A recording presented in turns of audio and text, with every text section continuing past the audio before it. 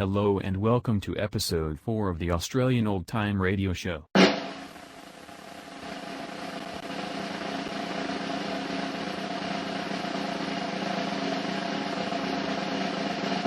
Where are you, Dad? Here I am, you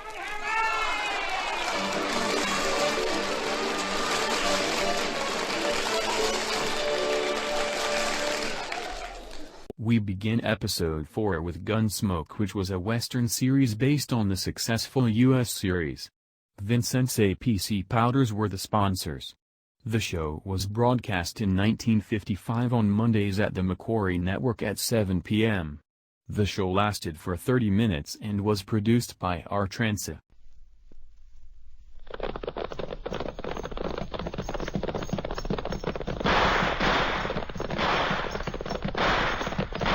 Guns blaze in the action-packed drama of Gunsmoke.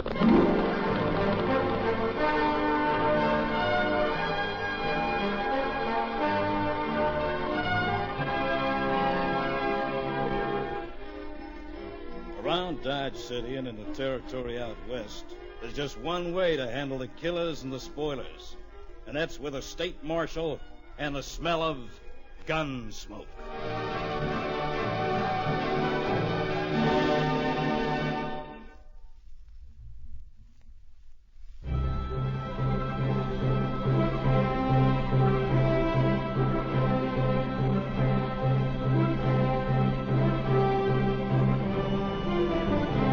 Gunsmoke is the story of the violence that moved west with young America. It's also my story. Me, Matt Morgan, U.S. Marshal. I'm the first man they look for, the last they want to meet. And you get it where a man isn't looking. Stumbles on another he don't want to look at. So fans the breeze straight for me. Double talk? Well, it's what happens to a sodbuster by the name of Beckhouse. This Beckhouse is riding into Dodge from along the 3 Mile. Though it's early morning, the sun's warm on his back. Warm and soothing, he says later. That's why he's not paying any attention to where his bronc's looking. The bronc looks, props, and Beckhouse takes a tumble. You pesky flea-bitten critter. What for you want to go toss a man like that? I ain't gonna let you go till you stop playing and acting up like gone all-fired local. Say, you want me to kick some horse sense into you? Or don't you class yourself no horse? What in the all-fired tarnation's wrong with... Say... For the first time, this Beckhouse looks towards the side of the trail, looks at a small depression. What he sees isn't pretty. When hombres, law-abiding hombres like Beckhouse see this kind of thing that isn't pretty, they all head for the same place.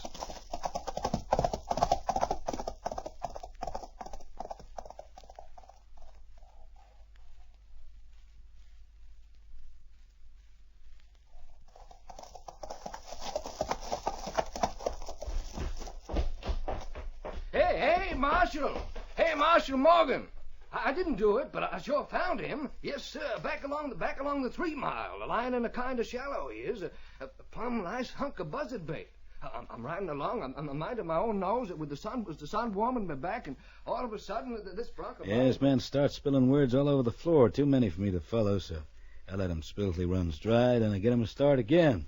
Ask him his name. Beckhouse. Eddie Beckhouse. I got a 20-acre green farm out beyond the 3 Mile. He tells me it's Eddie Beckhouse runs a green stuff farm out beyond the 3 Mile Fork. He's riding into Dodge when his horse prop's tossing him. Doesn't let go of the rein. That's why he rides fast to me when he sees this thing. I ask him a question. Not that I stopped to look, Marshal, but it looked like he died from being stabbed all over. Stabbed? Sure? Sure. He got stabs all around his throat. You any urgent business in Dodge? Well, I guess it can kind of wait. See, no, me, I ain't got nothing that can't wait. I want you to take me out the 3 Mile and borrow a buckboard to carry in the body. Sure, I'll show you. I borrow the local Sawbones buckboard. Tell him I'll return it with new business for him. Fine. That'll be just fine, Marshal. I haven't had a post-mortem now for a couple of days. A man soon loses his touch. I tell him that it should be interesting. As far as I know, the victim didn't die from... Victim? You say victim, Marshal? Uh-huh. Victim, huh? Then it's murder. And he died? Don't, Marshal. Don't tell me. Don't spoil my little pleasure of finding out myself. Backhouse leads me out of Dodge, back along the 3 Mile. Trail which isn't used very much. Leads me to this shallow depression. There he is, Marshal, just like I told you. See them moons? Give me a hand, lift him on the buckboard. Sure. Light, ain't he? Don't weigh much.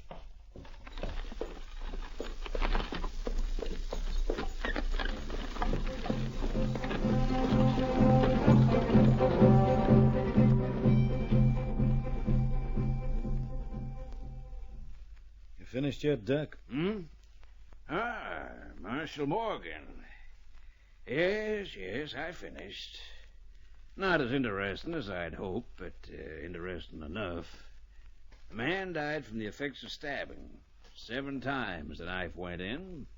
The second one, there, being the fatal wound. Cut artery.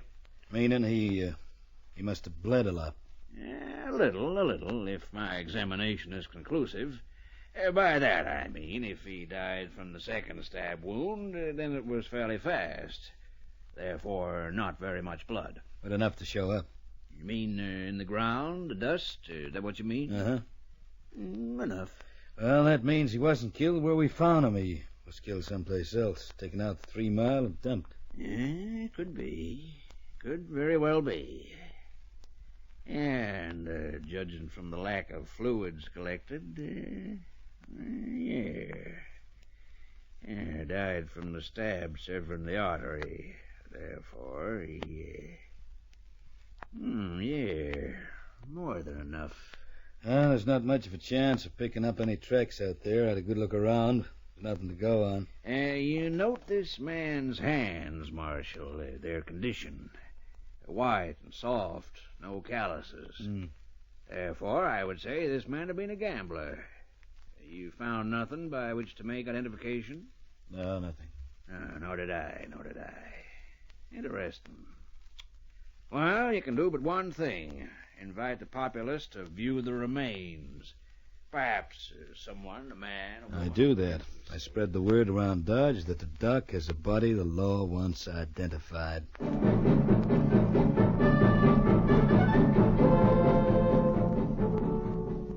Dodge City folk, the fact that an identification is wanted means mystery. Mystery killing to them is a free show, a kind of one-man circus. So every man, woman, and kid turns up to file past the victim. Nobody identifies the remains. Comes the next day, and I have a visitor. The name is Jessup. We'll leave it at that. Yeah? That body over at the docks. So? When it was living, it had a name. And you know it? I do. Let's have it.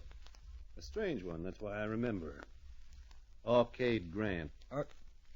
You haven't got it round the wrong way. Asked him the same myself when I first heard it. No, that's the right way. Arcade Grant. Jessup, what do you do? Oh, you've been looking at my hands, Marshal. Professional with cards or dice? Well, I prefer cards, but I have nothing against the dice, provided it isn't loaded. When you played with Arcade Grant, which did you use? Did I say I'd play? Cards or the dice? Neither. I didn't like the way Grant was acting up, flashing a big roll of notes about it. It was not only unethical, but boastful, foolish, and dangerous, as it obviously turned out. How many people do you figure knew he was carrying so much? Do you know Ma Hyacinth's boarding house? One of the places I'd like to close up. Well, no man would be stupid enough to cheat at cards or dice, not with Ma Hyacinth around. You staying there? I was. Figure I'll move on over to Wichita. When I say so, Jessup. Marshal, does that mean I'm under suspicion? Just means I'd like to have you around for a while, that's all. You can leave Dodge some other time. Mm-hmm. And if I claim my rights as a free citizen? I'll toss you in the hoosegow on the charge of attempting to obstruct the law. Well, in that case, I'll see if Ma Hyacinth can let me have my room back.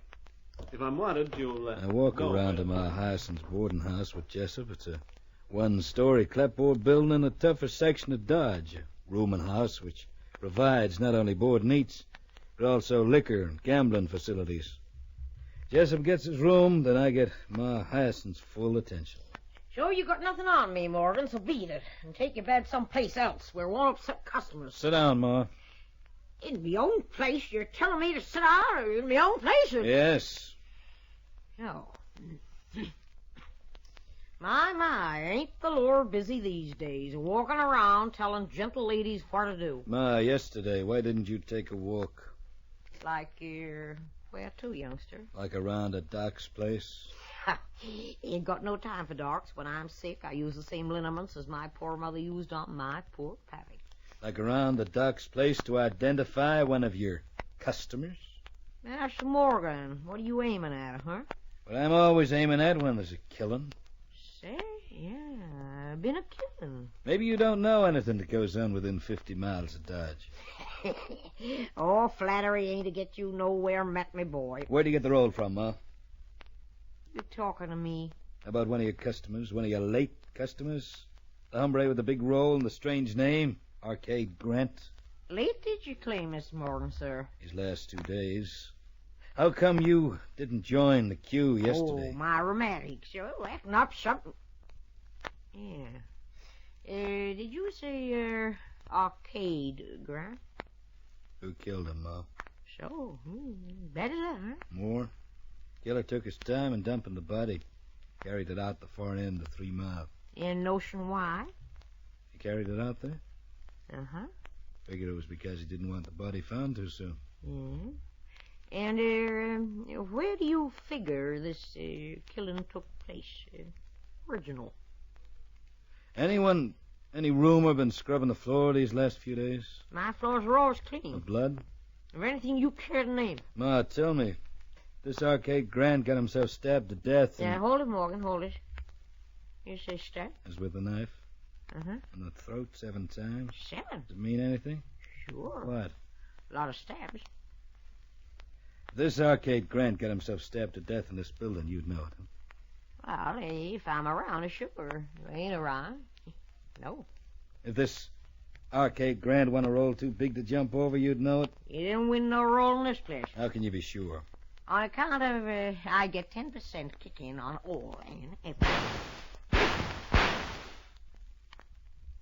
All right, Ma. You know everything. Suppose you tell me about that shooting.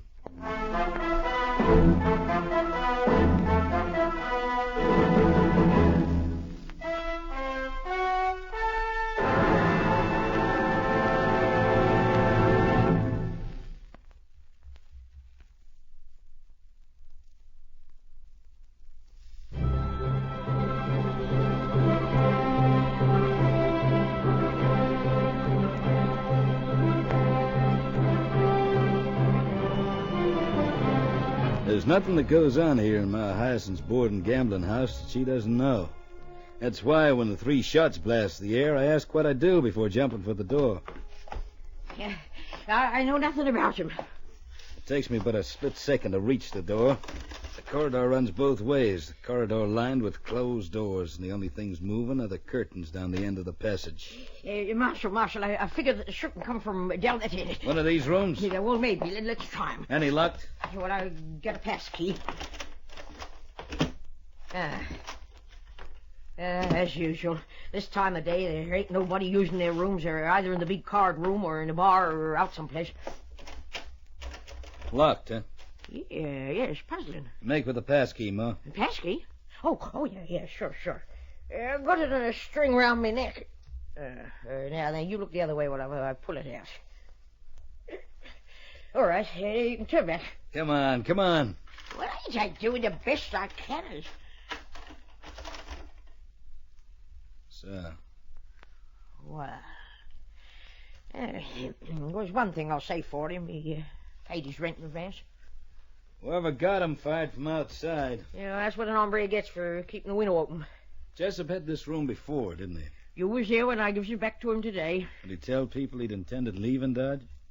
Marshal Morgan, there's some things I know and there's some things I don't.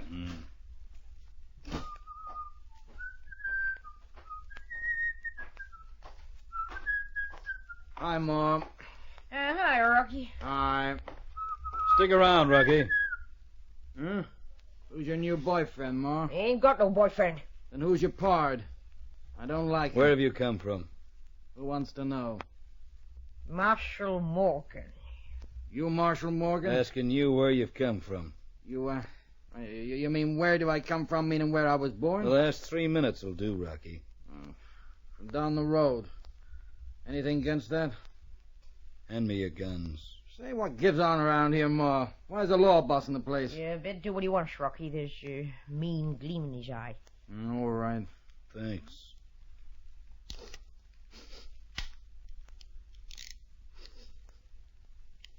Okay, you can holster 'em. Thanks, I'm sure. Whereabouts down the road? Well, I figure that's my private business, lawman. Not anymore. Then, I'd rather not say. Yeah, Rocky, Jessup's just got himself shot. Jessup? Yeah. Too bad. How far down the road? Now, look, Ma, I swear it's the first time I played down there. Preferring, as you know, this place, but, well, I was at the roulette. Kaufman's roulette. We'll go into that later. Well, I didn't win nothing, so there ain't no 10% for you. You come straight from Kaufman's to here? Well, go check on it, lawman. I'm in the clear, so just go check on it. I ain't the only hombre around this place, lawman. Yeah, well, I don't know about that career, Rocky. One of them hotheads, gets himself into more than a couple of fights. Known to use a knife? Mr. Matt, Marshal Morgan. I guess I've done enough talk today with you. So long. Get your own way out.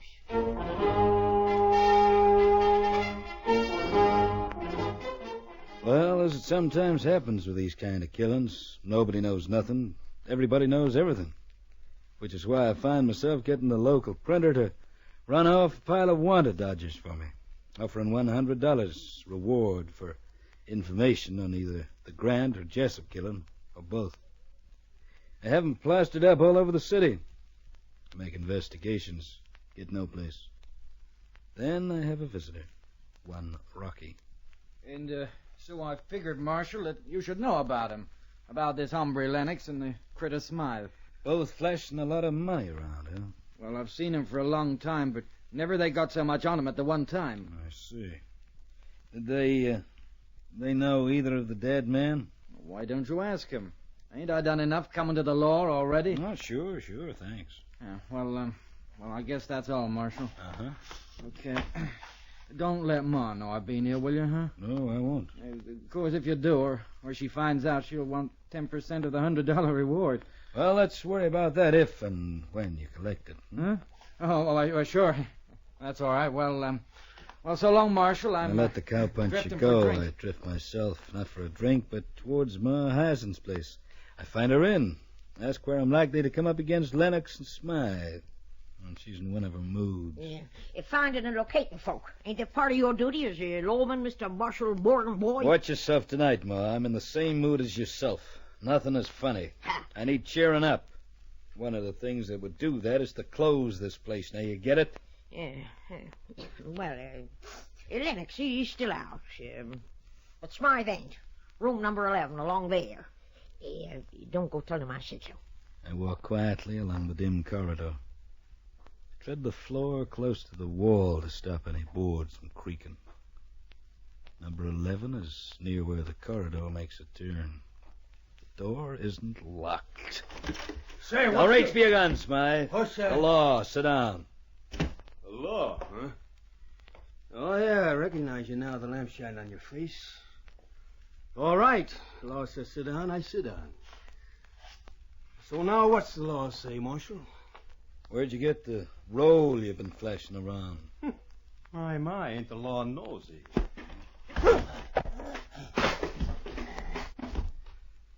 Ma won't like it if you bust one of her chairs. Now pick it up and sit up, huh? Sure. Like I was some... All right. I forget it, Marshal. You've forgotten what I asked? I got the money from Lennox. You know Lennox? A cowpuncher like me. For the past 12 months or so, I've been loaning him money.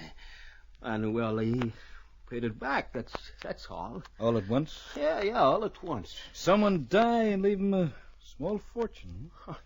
What I know? Where'd he get it from? Look, if you... Hey, listen. You hear that, Marshal? Lennox. Lazy critter. Never bothers to walk around the place and in along the corridor. Gets in through his windows instead. What number? 2 doors down. This side.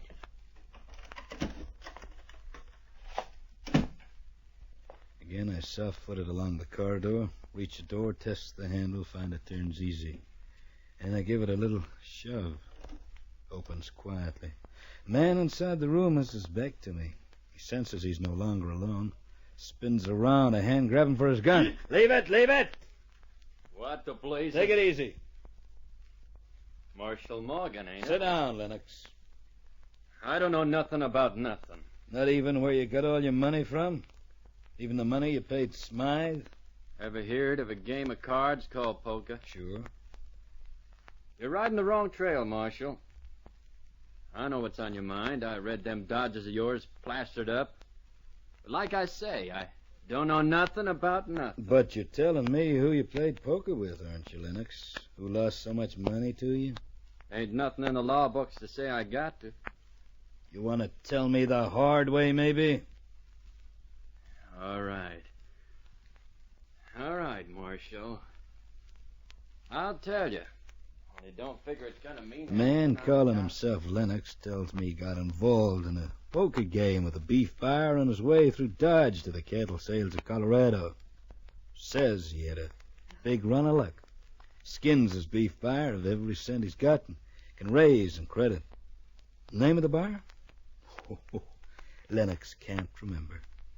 But he's written it down someplace. What's happened to the slip of paper? Well, that's impossible to say. Well, now, leave him looking. Tell him the moment he locates it, he's to bring it round the law office. Sure, Marshal, sure, I'll do that. Only wish I could recollect the name. Who else met him?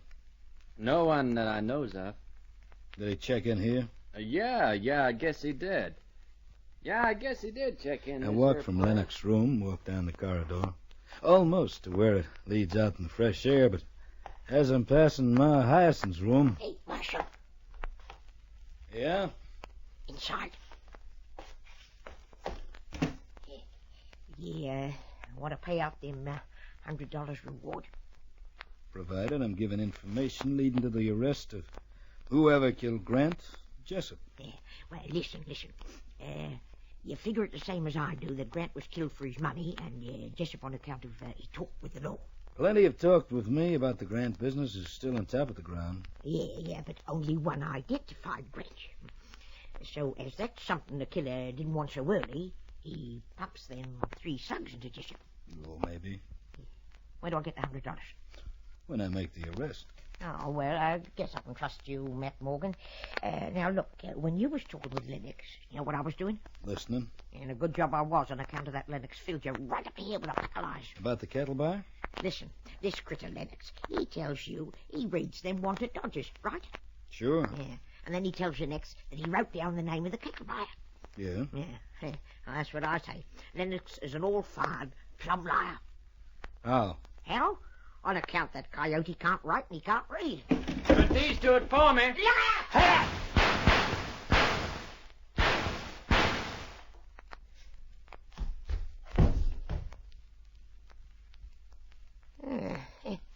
Nicest bit of gunplay I've seen in years, Marshal. Thanks, Ma. Yes, sir. So nice, I figure it's worth paying for.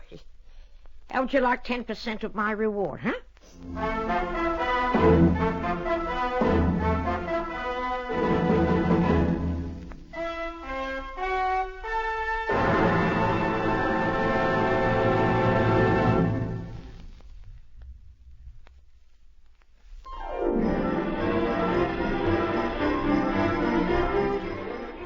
Join us again next week as Matt Morgan fights to bring law and order out of the wild violence of the West in Gunsmoke. Gunsmoke is written by Ronald Ingleby and produced by Jim Bradley for Art Transit.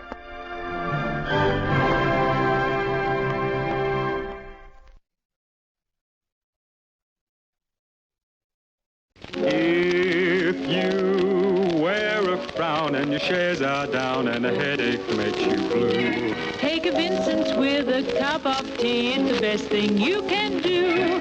No need for you to suffer or pain to bring you grief. Take a Vincent's And feel brighter, just one dose brings relief.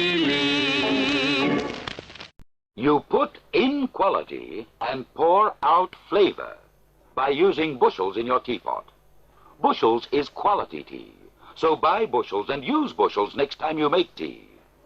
Because Bushels is Australia's leading tea, Bushels sells faster, so it's always fresher. With Bushels tea, you put in quality and pour out flavor. Idiot Weekly was a spin-off of the British Goon Show which incorporated current Australian news stories. The Idiot Weekly ran from 1958 with Spike Milligan as the comedian, writer, musician, poet, playwright, soldier and actor. Spike was the co-creator, main writer and a principal cast member of the original British Goon Show. Here is a creature fair as light, like Caesar's wife above suspicion. Easy, swinging chick Isdell. Hello, girls. Isdell is with you again. And the weather's getting warmer. Steady, steady, girls.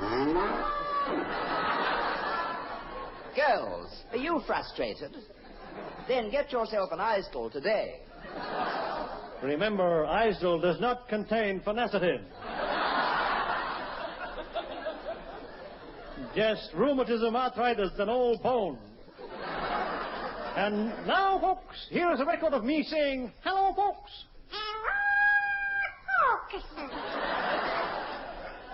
That was Mr. Spike Milligan saying, hello, folks. That was John McLeod saying that was Spike Milligan saying, hello, folks. And that was John Hewitt saying that was John McLeod saying that was Spike Milligan saying, hello, folks. I suppose the ABC do know what they're doing. We do it for the money. Yes, but money can't buy friends. No, but you get a better class of enemy. And now, folks, tonight's a drama. Is there a Michael Isdell in the house? Stop. Right. Read the writing written on this written rotten road. The scene is the House of Lords in England. The year 1958. A very important year for England. They'd look silly without it, folks. That was the voice of Lord Robert Thud. Sir Thud was a very sick man. Yes, I was a sickening Thud. It was the 3rd of August, and I had just addressed the House of Lords.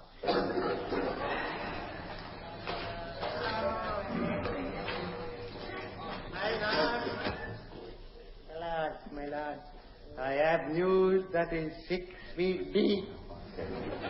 That sounds like grave news. Yes.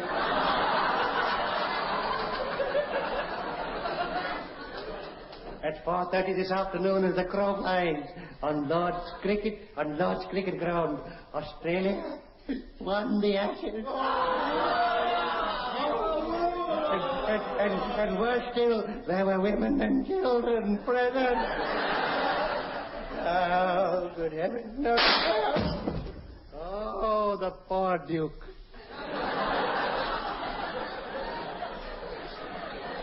Well, there are plenty more. Please, Queen Victoria has declared it a serious day of mourning. The prime monster of the antipodes has sent this message of Australian condolence to us. Dear Lord Thud, we all join in with you in your great loss of the Ashes. Somehow I detected a note of insincerity.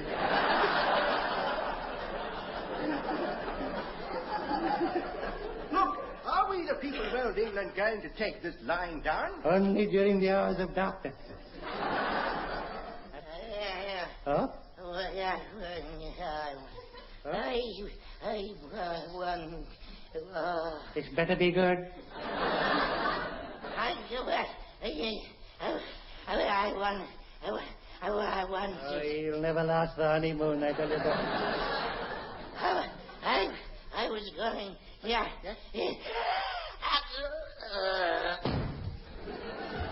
Oh, he's dead. Strange. He's never done that before.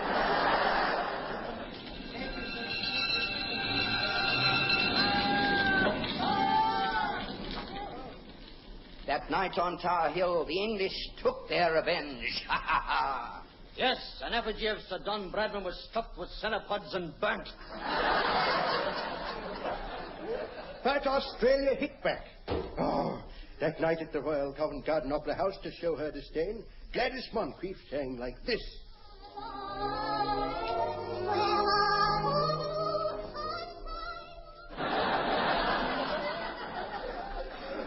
Meantime, Scotland Yard of England and England Yard of Wales and Welsh Yard of China were trying to find a reason for England's losing the test. Aye, my name is Inspector Tom McJimstein and Sons Limited. Now, on the day England lost the Ashes, a man from the Ministry of Cricket was sent to my house. Inspector, come Jim.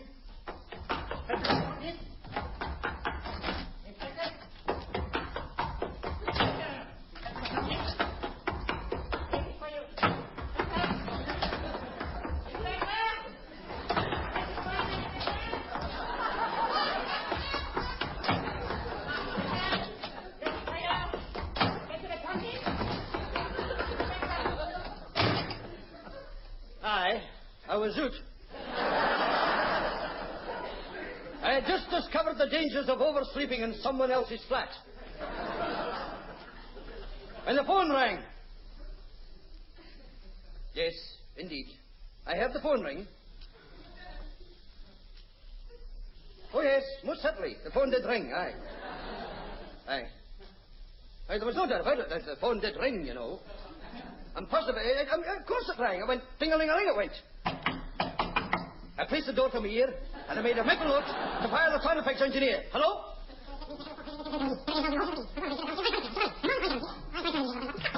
Speaking personally.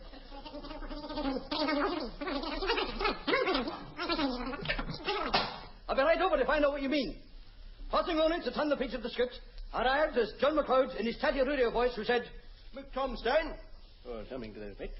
I want you to meet Chambers. Chambers? There's a handle to his name.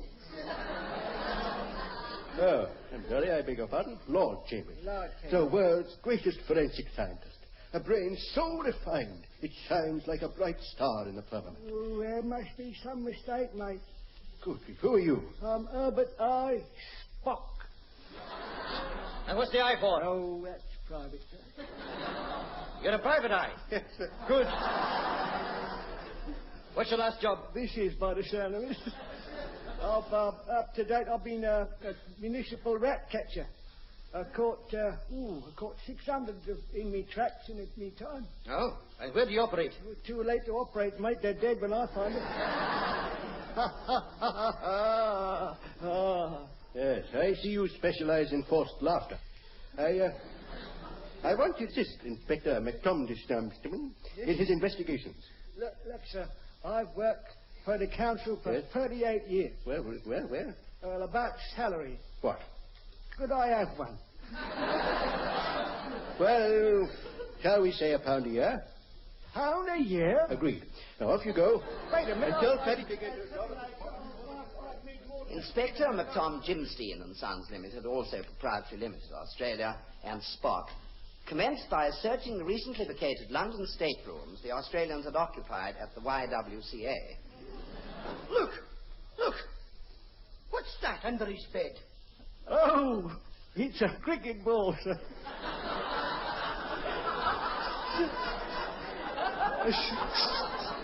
A strange device. Yes. So, this is what a cricket ball looks like. Yes.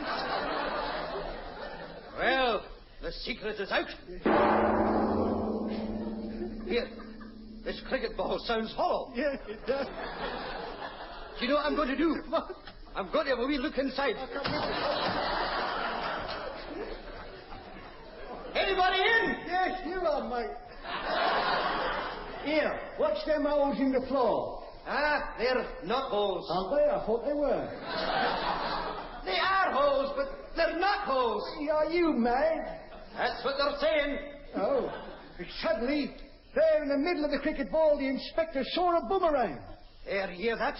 There in the middle of the cricket ball. I suddenly seen a boomerang. Suddenly, the inspector realized what it meant. You hear that? Suddenly I've realized what it meant. It's a good job I came along in it. Yes. The boomerang. That boomerang was the reason for the balls always returning to the bowler's hand. Oh. What would you say, madam? I say that that's the reason for the ball returning to the bowler's hand. Inspector, we've got to report this cricket ball to the MCC and tell the Duke of Norfolk. It's 6 and 6 and 6. Meantime, Australia was taking precautions on the cricket situation. We have met here to decide where to hide the ashes for safety. I intend to send the ashes to this part of the Woomera Rocket Range. I'll say that bit again. The Woomera Rocket Range. That's a danger area. It was for you. It is a dangerous area. Therefore, I'm asking for one brave volunteer.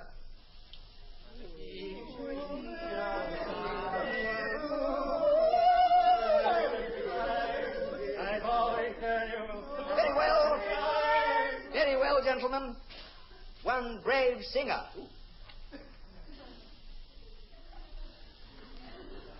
All right. One cowardly volunteer. Well, that just leaves me. Haven't I seen you somewhere before? Oh, I'm out of there now.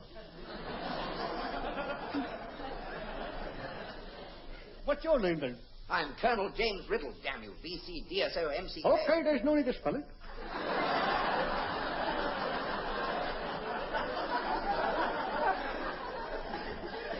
Are you mad? That's what they're saying. Now, just sign your name on this form saying you're volunteering for certain death. Right. Wait a minute, I can't write. Well, just put an X there. How do you make an X? You get two straight lines and you rub them together. Meantime in England, the Australian Secret Service had pulled off something important.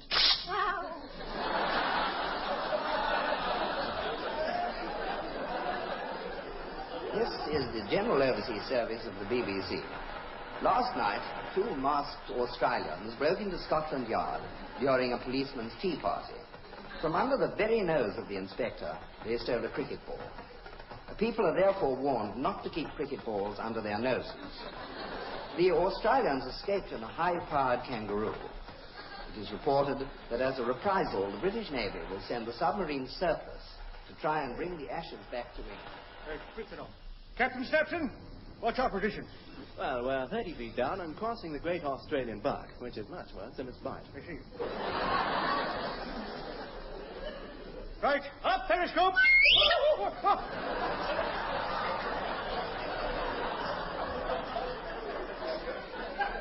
Remember to not stand there again. Come and have a look at this, number one. All right, sir. Dash strange. What's it say? It's A, B, C, and Echo, 6 and 7/8. The idiot's hung his hat over the periscope again. Tea's ready. Thank you, Cecil. Thank you. One lump or two, sir? I think just one lump for me.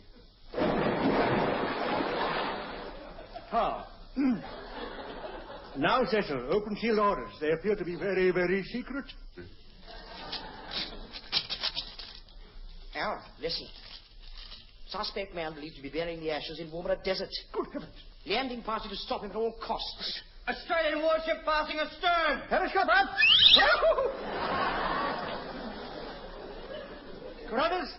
Yes, sir. What's the name on her side? Oh, I'll spell it for you, sir. O. Yes. That's double O, sir. Okay. Again. Yes. Another O. Let's see. Oh, dear. You idiot, those are portholes. Volunteer Eccles and Greek Tom are preparing for their mission. Yeah. Okay. Hey, Eccles. Yep. Eccles. Yep. Are you ready? Yep. Hey, what are you bringing out the flower pot for? Why? I got earth in it. I'm a landowner now. All the land in that pot is mine. I dug it out of French's forest. It's valuable land, man. All right. That's a good boy. But tell me something. What are you going to grow, huh? Grow? This is valuable building land. All right. Well, what are you going to build? Flowers. Over here, hands up. Holy smokes. A bush ranger. In 1962? Hey, you Greek Tom, hand over that biscuit tin. Over my dead body. Step over his dead body with the tin. There you are. No hard feelings, Ned. Right. Now, take this pistol. Right, take it. Point it at your head. Right. Now, if you make one false move after I've gone, right, pull the trigger. Okay, you got the drop in me. What Eccles and his partners don't know is that they are just decoys. See? We don't know that. We don't know that we're decoys. The location of the real ashes, however, is revealed in the House of Representatives at 2 to 1. I have been asked to tell you the real location of the ashes. They have been secreted in the linings of a certain Madam X's corsets in Palmer Street. The lady was very short-sighted. In fact, so short-sighted, she got into her grandfather clock to make a phone call. And she must be a very determined woman. Oh, why? She got through. It must have been Andrea. So the fate of the ashes hung by a suspender belt. No!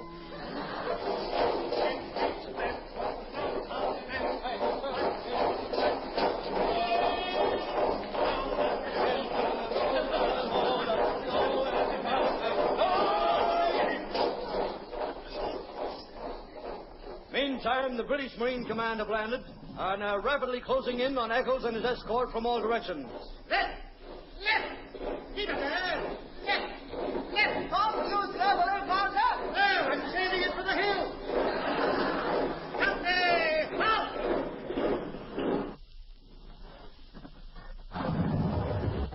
I say you have to give them a powder each. Now then, we'll camp here for the night, gentlemen. Put tents up for the men, and erect a 3-story Georgian manor for me. Nothing pretentious. Now then, how are the water supplies going? Damn letter, sir. Listen now, about a giant native wants to speak to you. Male or female? I can't tell, hasn't got any clothes on. Come forward, Aborigine of no pick sex. You make 'em, speak 'em. Tell 'em he'd make a long fella speak a long story. Good morning. I come from the arid desert. Now, I've been sent here by the chief of the Henker tribe. I see. He's a handkerchief. What a blow for you. We've discovered... Wait, what? We have discovered 2 white men dying of thirst in the desert, and one was saved. The ashes. Save the ashes. For myself, I would have said water. Much the most thirst-quenching, wet it was when I was a boy. Meantime, and I mean that most sincerely, Australian scientists were working on an ashes locating machine. That's right. No, steady. Wait, no. Gentlemen. Hold, that's fine. Gentlemen, I have been sent here by the Hindu Commission to demonstrate to you the possibilities of the ashes being specially magnetized with atomic particles like these. Now, these particles here, I have magnetized and atomized. See, watch. I throw them up in the air. So, you see that, Mr. Jones? Go and scrape those atoms off the ceiling. Right. Smith, go and scrape Mr. Jones off the ceiling. Now, Mr. Bloom, will you switch on the radar screen, please? Channel 7. Now, observe. No matter where Madam X and her corsets are, this radar screen will show her movement. Now, that's a bit embarrassing. Now then, the radar beam is going to go right inside that poor lady's corsets. Now, listen.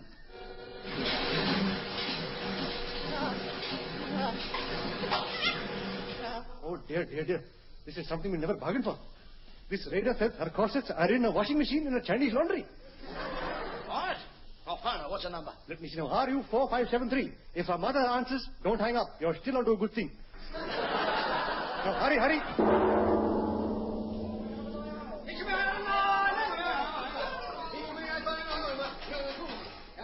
To keep Madam X under observation, we had the outsides of her windows clean so we could see in, and left the inside dirty so she couldn't see out. Hey, what are those things outside that I can't see outside? Doing inside out my window. We have police officers. Oh, hello, boy. Excuse me, but at this stage, may I interrupt the program? There's been a maldistribution of lines among the artists appearing. I'll just go through the scoreboard for you. For instance, Mr. L. Thomas has only had 13 lines, the last line of which was, "We are police officers." Now, both Messrs. John Hewitt and John McLeod have had in excess of 42 lines each. Look, I say, old boy, this is going to be rather lengthy, so, have a little background music, please. Thank you very much. That's jolly good. Right. I myself have only had, now let's see, approximately 23 lines, which is well below my norm of 38. I'd like to mention at this stage that high tide at Port Jackson is at 4:32, and Whiting biting at the spit. As there are only 4 pages of dialogue left, we're going to distribute the lines in quantity rather than quality. That is, several of the cast might deliver the same line at the same time. Do you understand what I think? That's about all I need say. He's finished. And what do you unemployed actors want, then? Just a minute, madam. My name is Inspector Bertram I. Lim. The eye is silent as in looking. My name is Madeline Bannister, but the legs are silent as in trousers. Madam, are you the owner of whalebone corsets number 42, 38, 46, outside X? Yes, they were a present from my husband in memory of 36, 26, 38. Where are the corsets in question, sir? Sir? Madam, for you? Ha! At your age, it doesn't really matter. Oh. What's the address of this laundry? The address is Street Street. Street Street? Well, that's only the name. The full title is Street Street Street. But the lover is silent as in wardrobe. Sergeant? Yes? Listen to me, lads. Surround the building. Alone? Try, dear. Now, you all keep me covered with this Tanya Versta while I knock on this door.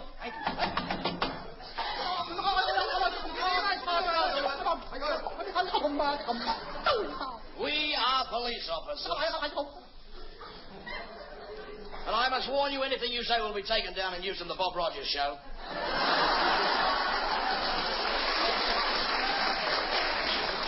I tell you, I am innocent. Let's talk this over sensibly, in good old Australian style. All right. Now, cop this.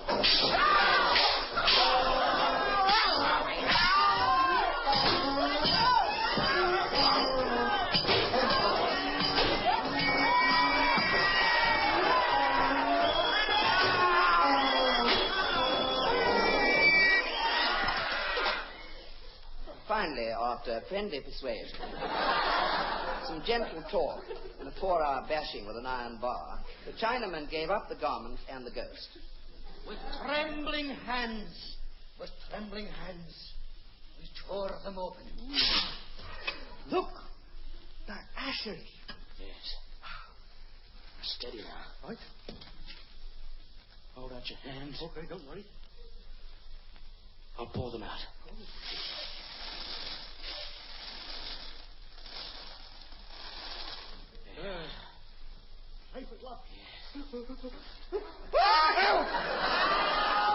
You idiots!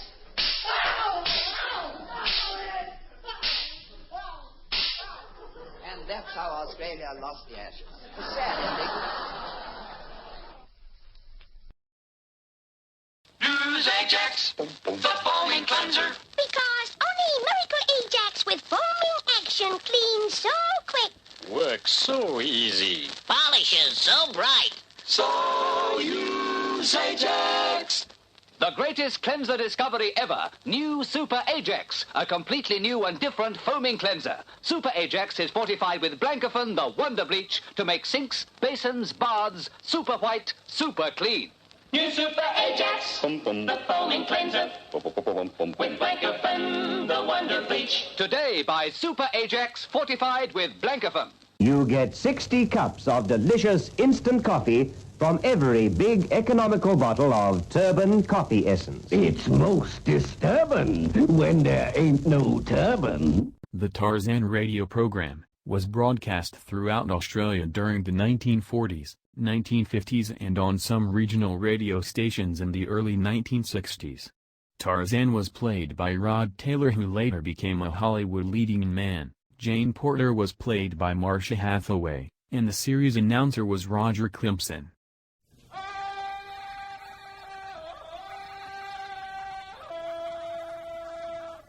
Tarzan, King of the Apes.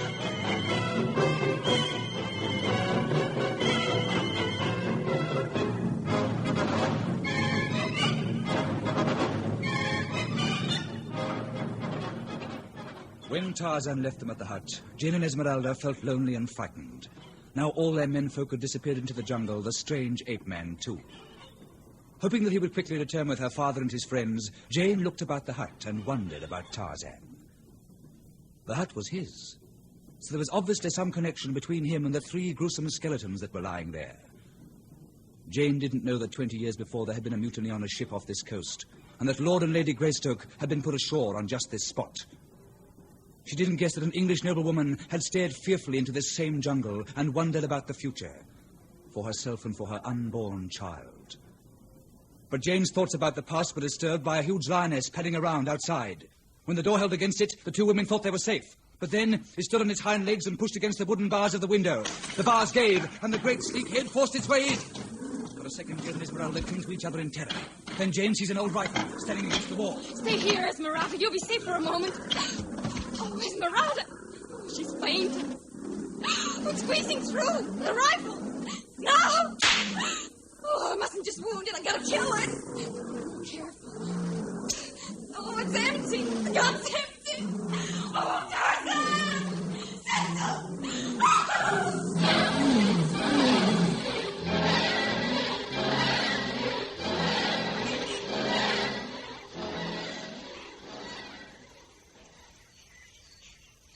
Ota dead.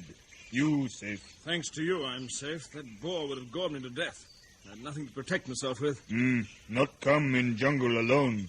Savage animal, kill. I certainly won't risk it unarmed in future. But for the most part, you fought him with your bare hands. I think you'd have killed him even without your knife. Who are you? I, Tarzan. My name is Cecil Clayton. I wish there was some way I could express my gratitude to you. That's twice you've helped us now. Not understand. On the beach, with the sailors, you stopped that man from shooting Miss Porter. Now this. Jane, Tarzan, help Jane. Jane? Yes, you saved her on the beach. In jungle. Tarzan kill Turcos. But Jane isn't in the jungle. I left her at the hut when I came to look for Professor Porter and Mr. Philander. Tarzan, is she safe? What the blazes? Hut, come from hut. But they didn't have a rifle. We help. Come.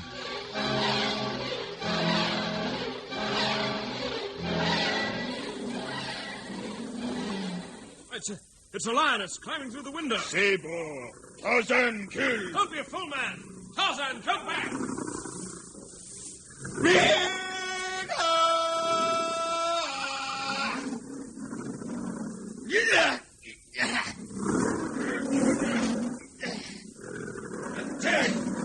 Jane, you safe? It's all right. I'm clear of him. Open the door. There's only some way I can help him. Where is it? Horrible. Tarzan! He's fighting it with his knife. He leapt at it and dragged it back from the window. Now he's trying to get his knife into position. Oh, he'll be killed! Well, Cecil, we've got to help him. There's nothing we can do. Look, he's twisting the front leg up, trying to reach under it with his knife. Oh, there's an axe inside. I'll get it. Where? Show me.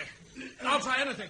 There against the wall. Oh, quickly, Cecil. I've got it. Now.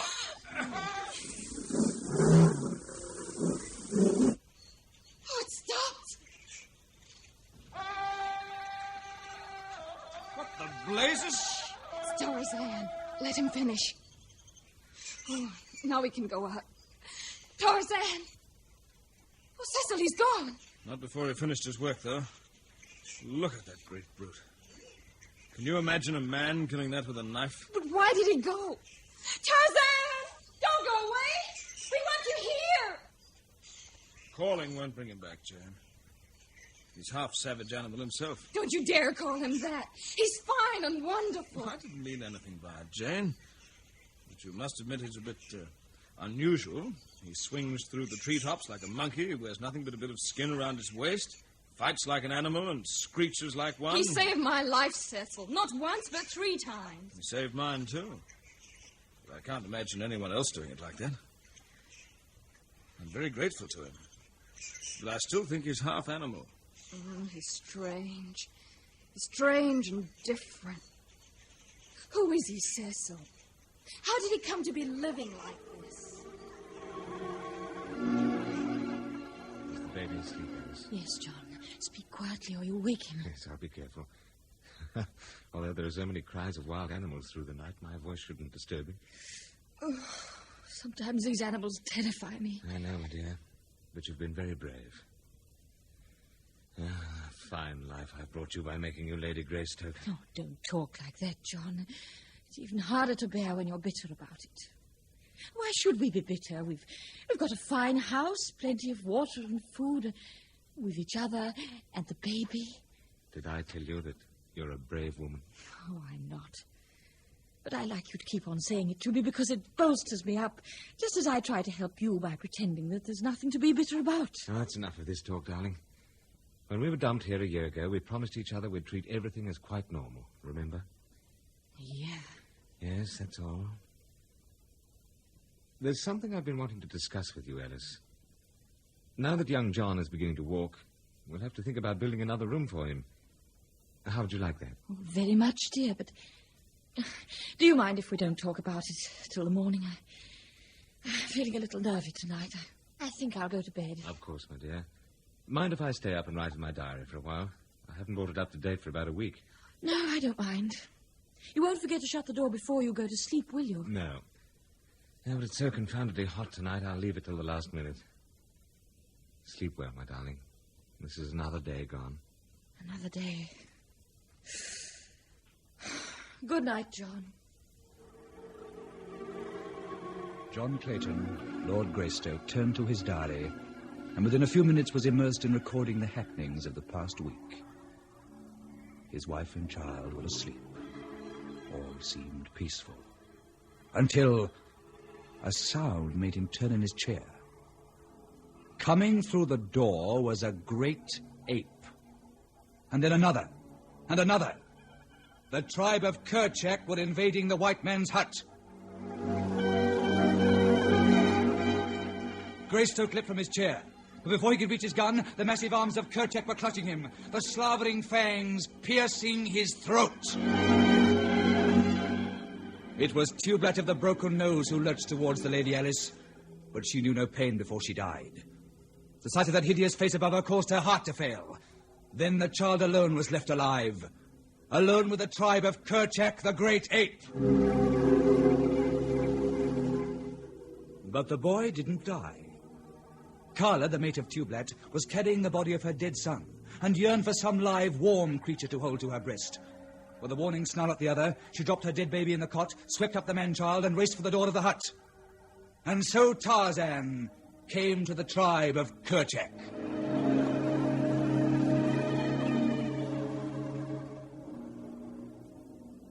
I'm hanged if I know who he is, Jane, or how he came to be here, but I can't say I'm very concerned about it. Not concerned about it. You and I would have been dead if it hadn't been for Tarzan. I've said I'm grateful to him. There are more important things to worry about than his past history. Oh, my goodness, yes, Daddy and Mr. Philander. Oh, what can we do about them, Cecil? I wish I knew, Jane. I searched in the direction I thought they'd gone, but I was so lost I probably walked round and round in circles. Until Tarzan found you. Until that great boar found me. That was when Tarzan turned up. Oh. But we're talking about your father and Mr. Philander. Now I know why Tarzan left in such a hurry, Cecil. He's gone off to look for them. How does he know they're missing? Well, I told him. You see, I met Tarzan in the jungle earlier and told him what had happened. You seem to have a lot of faith in this Tarzan character. I have. Well, I'm worried about Daddy and Mr. Philander, of course, but... Oh, I'm sure Tarzan will find them. If he's looking for them, they'll be safe.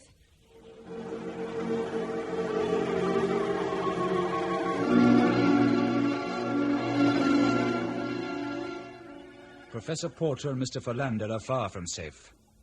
At the moment, they're only 2 or 3 miles from the hut. But they are firmly pushing their way through the jungle away from their friends and in the direction of Cape Town, 1,500 miles distant. And that jungle, shrouded in darkness, is peopled by the myriad creatures who hunt their prey at night.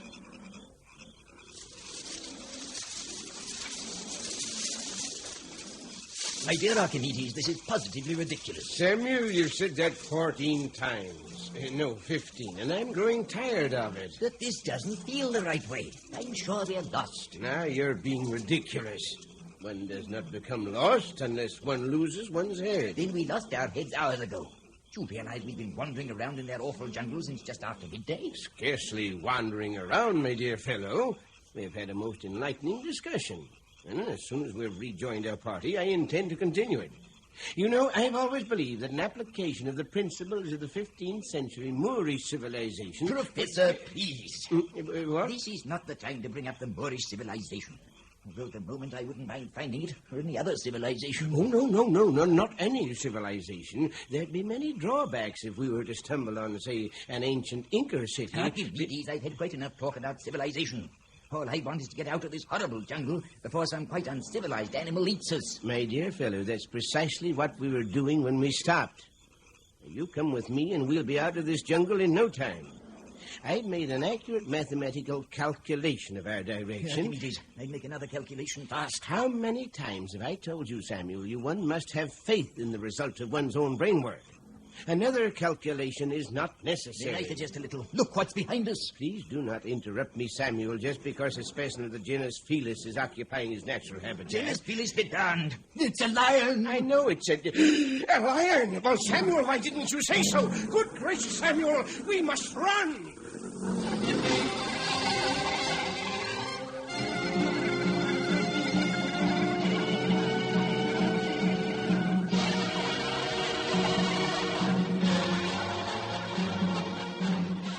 Numa the lion has not yet decided to attack, but he is only a few yards from the two old men.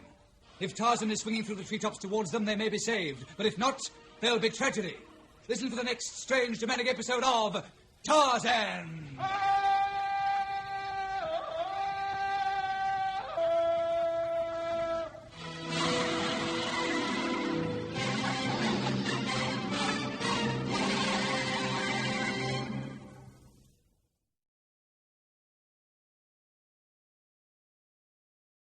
Love him. He's handsome and proud, stands out from the crowd. And he wears a glow-weave. Glow-weave, the shirt that sets you apart. The man who wears glow-weave has such a good start. In his confident way, he says every day, love me in my glow-weave. In his confident way, he says every day, love me in my glow-weave. Larry Kind is a crime investigator. As a newspaperman in New York, he becomes interested in crime detection and sets up in business in Australia. He has a nose for danger and a habit of playing hunches. A light touch to offset the serious theme of the plays is his eye for a pretty figure, and a favorite occupation of, as he puts it, watching the blondes go by. I hate crime.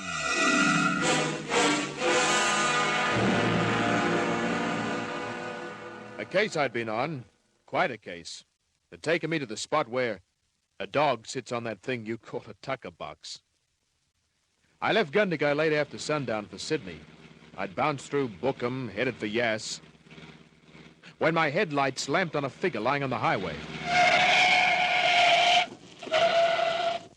It was a dame, stretched out cold. I nearly broke an ankle in a pothole getting to the body. Help me! Help! Don't move! She was young, full of curves as the Hume Highway, but no potholes. Her eyes matched the night, dark. But there were no stars, only fear. Please help me. Where's it hurt? I... Legs busted? Let me feel. Hey! Take your hands off me. But Take them off. You been swiped by a hit and run? It's my sister. Car knock her too?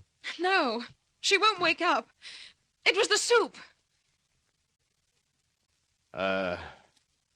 Look, Miss... Lynn Laurel.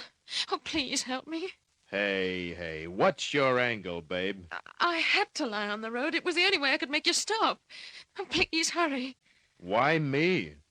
Other cars have driven along here tonight. They wouldn't stop. They thought I was a gypsy. What is this? Oh, please. It's Lorna, my sister. Yeah, she won't wake up. I tried. Listen, sweetheart, maybe I'm tired. Maybe I'm not ticking over too well. Get in my car. I've got a slug of scotch. But don't you understand? Nope. But they've got her. They've got her, I tell you. She's up there all alone. Sure. Get in. Have a cigarette. Oh, there isn't time. Your act's slipping. Try some of this. Go on, it'll help you remember your lines. Too fast. I'm all right now. Now let's work on it, huh? How come you stretched out like that? I had to make someone stop. It was the only way I could think of. Why? Oh, please. You've got to find her. You've got to get her out. Sister Lorna. Yes, yes, yes. You had a row, she tossed you out of the car, drove on? No. We took a detour, then went to bed. She was drugged, I wasn't. Are you sure you didn't fall out of a car? I was driving. Sure. Look, I must get to the police. Yes. Ah, the cops. Well, maybe this'll break up your game. Take a look. What? Larry Kent, private investigator. Mm-hmm. Oh. That's my license. Then please help me, Mr. Kent. Take it easy. Have some more medicine. But don't just sit there. Do something. What say you turn back to the first page and start there, huh? Lorna and I were driving back to Sydney from Melbourne. We have our own car. What make? New Buick. Uh-huh. About a mile... No, 2 miles on from here, we suddenly came to a sign stretched right across the road. It said detour, and an arrow pointed to the left. So? You know how they're always trying to repair the highway. We didn't think it unusual. We'd followed lots before. Yeah? We followed this one. It led off into a terribly rocky track. It ended in one of those farm guest houses. And? Well, we were tired. We decided to stay till morning. Had something to eat. Was shown our room. We went to bed. Lorna fell asleep straight away. Then I remembered I hadn't locked the car. I went out to find it. Then? I couldn't. It wasn't there. It had gone. I went back to Lorna. And she'd vamoosed in a cloud of blue smoke. No, I couldn't wake her. I shook her and shook her. A long drive, a few snorts on the way. Oh, it wasn't that. It was then I knew the soup had been drugged. You see, I don't like soup. Lorna had mine. Greedy. I got dressed, slipped out of the house, and ran for my life. Oh, sure. Don't you believe me now? Come on, Lynn. I've been around. What's your angle?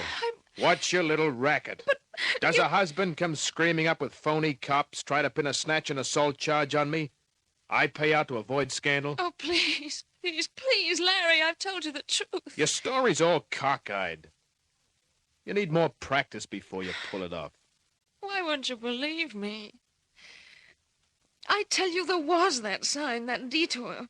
And we did drive to the farmhouse. Our car did disappear. Lorna was drugged. Oh, no. Now, look, sweetheart. I've just remembered. Yeah, you just remembered where you left your car. The mechanic. Ah. We needed more petrol. We woke up a garage at Bookham. He opened the pump and served us. You know what? A guy did just that for me back in Gundagai. When I went looking for the car, I heard his voice, talking to the woman in the farmhouse. Well, maybe he wanted to buy some fried chicken. Yes, I remember now. I heard him say he could change the engine number, but the woman said it was going in the Baranjuk. Out. What did you say? Out. But... Out. Mechanics, gypsies, Mickey Finn soups, dames, and detours. Now that... Oh, Larry. Nuts. Catch some other sucker. Oh, please. Please, I can prove it. Yeah? That detour sign. It can't be more than 2 miles away. At least drive me back to it. I said okay, started the car, and drove slowly. If the dame was trying to pull a stunt, then it was a new one on me. The speedo showed 1.25 miles when she suddenly grabbed my arm and pointed. I stopped and looked. See? There it is. No detour sign. Oh, why, no, it's gone. No. But see, the track we took, the detour, I remember it. A stretch of dirt, then the rocky part. So what? The farmhouse. It's only about half a mile down there. Oh, please. Now you've come this far. So we were off again. My jalopy bounced and jerked over the rocks. Undergrowth autographed the Duco. I figured the track hadn't been used for years. Then it stopped. So did I.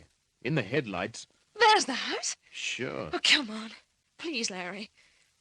The woman's name is Mrs. Kirby. Oh, hurry, hurry. I followed, curious now to see the end of her screwy stunt. Lynn Laurel went up to the front door. I expected to be run off the joint by a shotgun, but the old dame who opened the door was a fine stand-in. Yeah? I've come back, Mrs. Kirby. Back? Who are you? What do you want? I want my sister and our car. What are you talking about, young lady? It's no use pretending, Mrs. Kirby. Kirby? I'm not Mrs. Kirby. My name's O'Connor. Let me get my sister.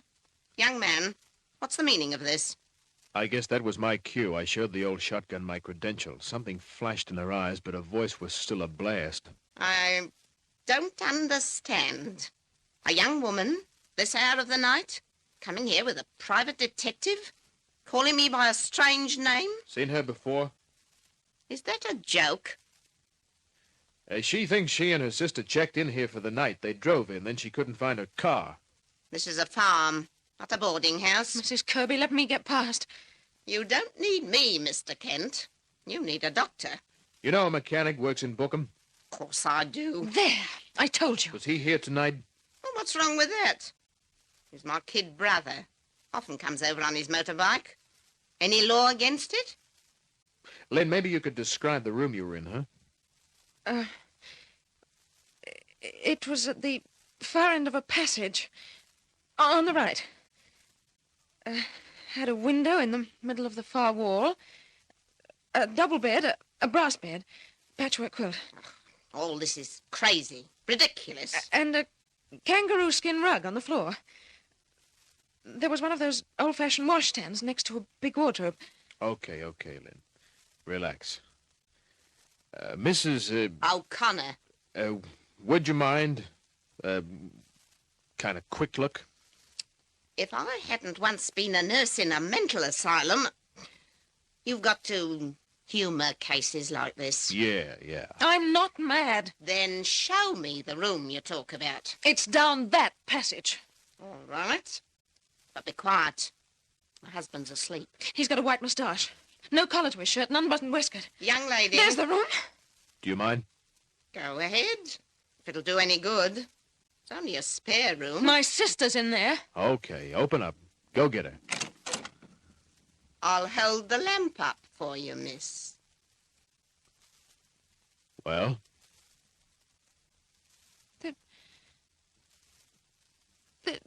This is the room. The same room. Yet? But it isn't. Uh-huh. What's the payoff? Where's the bed gone? That brass bedstead. Yes. I've seen lots of cases like this. Where's the wardrobe? The floor rug? And where's Lorna? Lorna! Lorna, where are you? Where are you? Take it easy. She's an escaped lunatic. Yeah. No, you all think I'm mad, but I'm not. This is the house. We did come here. We did come to this room. We did. Where's my sister? Where is she? Relax. Lorna! Oh, what have they done to you? What have they done? Where are you? Lorna, where are you? She's getting violent. Keep away from me, Lorna! Lorna! Lynn, I gotta do it to you, babe.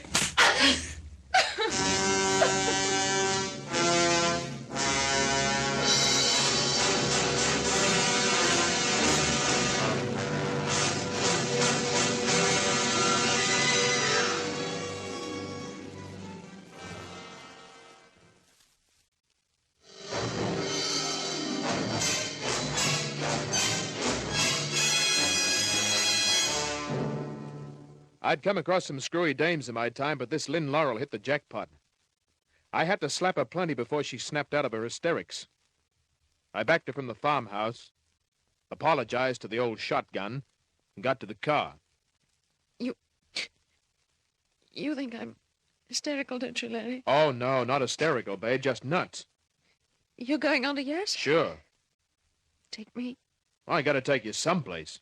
Then take me to the police station there. Now, wait a minute. Drop me there. They'll lock you up. They'll believe me. Believe me, the cops aren't dumb. Please take me to Yes. Okay, you're heading for a straitjacket and the ice cure. And please hurry. I drove back along the rocky track to the Hume Highway, gave the jalopy the gas. For once, I rode with a dame with only one object in mind, to drop her fast. We rolled into Yes, pulled up. The cop house was sleeping on the other side of the street. Now you'll see how real police work. Now listen, babe. Don't babe me. Babe, for the last time. What's the angle? What's the payoff? So, you don't think I'm insane? I said... And I said our car's been stolen and my sister drugged. Yeah, you went over that plenty. That woman was lying. She's no more Mrs. O'Connor than I am. Come over to the post office. I'm going to the police. Look, you're a nice looker. Thanks. I'd hate to see you locked up as a nut. I thought you Americans were smart. Listen, Lynn, I hate crime. If I really thought... Thought? That's all you've done, thought. I'm telling lies. I'll prove it. Uncle Sam's bright boy. Yeah. That's why I'll prove it in that post office. If there's a Mrs. Kirby in the district, it'll be on the electoral rolls. Well, yes. Yes, so it will. The post office was closed and dark, but I beat a bolero on the side door. A light bleared. Then the door unlocked. The dame that opened it lacked only a broomstick. What is it? What is it? Can't you see that we're closed for the night? What? Is the, postmaster around? You're talking to his mistress. I'm the postmistress here. I'm sorry to get you up. What? Please, could we see the electoral rolls? At this time of night? Yeah. It's most important. Come back in the morning at 10. What? Sorry. Take your foot out of my door. We won't be a minute. Do you want me to call the police? What? Yes. No. Ah, drunk. You've been imbibing the wines of ruin. The electoral rolls, ma'am. Don't ma'am me. What? It's a matter of life and death. Fiddlesticks. Oh, please. What? The lady said please. I can hear. Then listen, we want to see the electoral roll. You're mad. No elections coming on? Do you know Mrs. Kirby lives off the main highway back about 15 miles? Kirby? Kirby? No such name in this district. But there is. There must be. What? Young lady, let me tell you, I've been born and bred in this district. I know everybody. There's no Kirby. There's got to be. There's no Kirby on the electoral rolls. How do you know? What? I'll show you. She did. No Kirby. But there was a Mrs. O'Connor. We went back to the car. I can't understand it. Lynn, you sure you didn't have a smash, a knock on the head? I'm beginning to wonder. Yet, where's Lorna? Our car? We do live in Sydney, so what am I doing way out here? Well, I'd get you like that sometime. Maybe you were taking a vacation around about... had a blackout. We'd been to Melbourne. Look, see this pearl necklace? Yeah. They're no phonies. Both Lorna and I bought a string. They cost us £250 each. Say, that's a lot of dough to decorate a neck. Larry, do you think that mechanic, the one in Bookham, saw the pearls, our new card, telephoned Mrs. Kirby, and she put up that detour sign? Lynn, I thought you were over your brainstorm. But I told you I heard his voice in the farmhouse. She admitted he'd been there. Said he often rode out on his motorbike. Uh-huh. And there's only one track into the place. Some ride over those rocks. But not over that soft dirt part leading off the highway. It's only a few yards. Yes. Larry? There were no wheel marks. All rocks. That's why the track looked as though it had never taken traffic. Larry, there were no wheel marks over that dirt part. Well, I'll be a monkey's uncle. He had been there. The woman said so, and I heard him. If he rode his bike, who wiped out the wheel marks? I spun the car round, headed back along the highway. We nearly missed the turnoff. This time I parked on the main road. Killed the engine. Lights. Made sure my gun was loose in the shoulder holster. Dug out a flash. There are our tracks. Your car, I mean. Only yours. Going in and coming out. That dirt had been swept level. Only my car's double track showed. Nothing else. I circled through the bush. My shins made the contact. What is it? Your detour sign. Shoved out of sight. Why, yes. That's it. Now do you believe me? Come on. It's beginning to click. This time we didn't advertise our arrival. We walked. Couple of times we lost the track. Then the farmhouse loomed up. Dark on 3 sides. On the 4th... Larry. Yeah. A light. I guess it must be in a cellar of some kind. What can we do? Anything but make a noise. I'm taking a peek. We inched up to the cobweb window. It opened into a half-underground room. I could see the old dame, an old guy with a white mustache, no collar, open waistcoat. Lynn's story began to match. Someone else stepped into the room. That's him. The mechanic. Look in the far right corner. Lorna. Oh, Larry, what have they done to her? I've seen chickens trussed up like that for frying. Oh, no. Look. Seems like they're beating their gums about something. Larry, the old man. He's got an iron bar. Larry, he's going to hit Lorna. Time for playing Peeping Tom was over. I pulled out my .38, smashed the window. Took a snapshot of the old boy. Look out, Lynn! The mechanic had his get out and spitting. My 3rd shot plugged him. He joined the old geezer on the floor. I went in. Lorna! Lorna! She's still out to it, kid. Larry!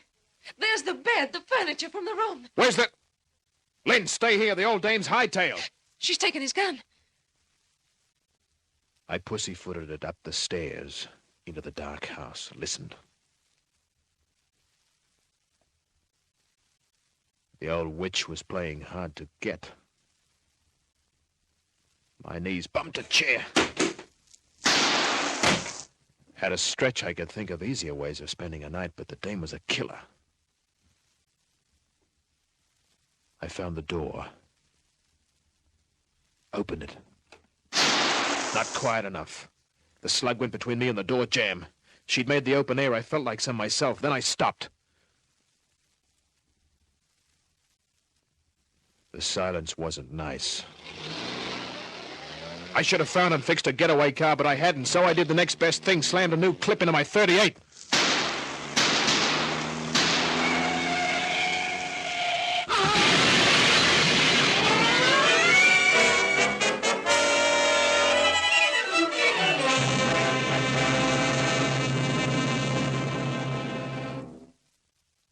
And that was her racket, Larry. Yeah. Yeah, she was in cahoots with that mechanic. When he spotted a likely car, someone with good dough or jewelry like your pearls, he phoned on ahead. And she'd put up the detour sign, pretend she ran a farm guest house. Uh-huh. Back in the States, we call them murder farms. Oh, horrible. But, Larry, what did they do with the cars? Sell them? No, they were satisfied with the dough and the jewelry on their victims. They dumped them and the cars into that Burr-something dam. Baron Jack. Yeah. It was about a mile through the bush from their property. The cops dredged up enough cars and bodies to swing them all high. Oh. And to think that... Don't. Oh, Larry. Huh? Larry, I never paid you for finding my sister. No, that's right. Well, what's your fee, Larry? Money's no object. When you're flush with folding money yourself at the time, and a dame says that to you, what would you say? Yeah. Me too. Good night.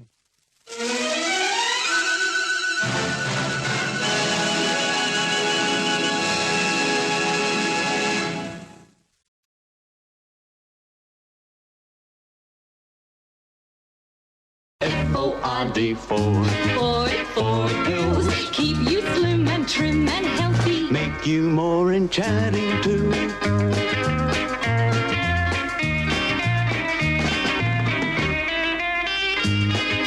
F-O-R-D, Ford.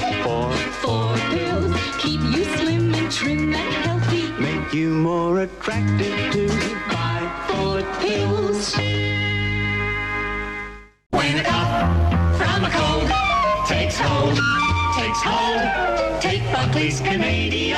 Buckley's powerful action spreads through throat, head, and bronchial tubes, breaks up and helps clear the congestion that causes the cough.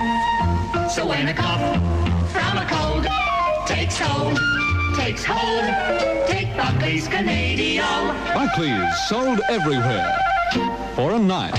Bluey and Curly is an Australian newspaper comic strip written by the Australian artist, caricaturist, and cartoonist Alex Kearney.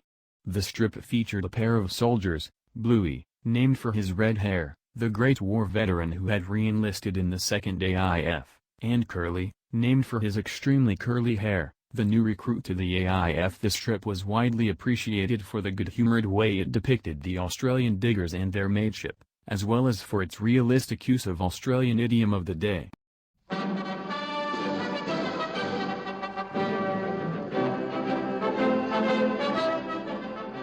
Bluey and Curly, featuring Rex Wacador and George Wallace Jr.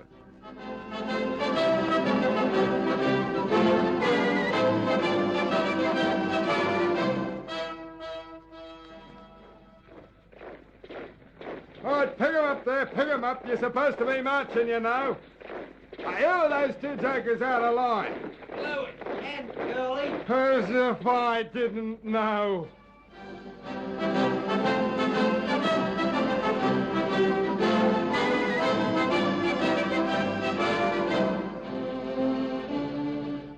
Australia's funniest fighting men, Bluey and Curly, are with us again. This time they are in trouble.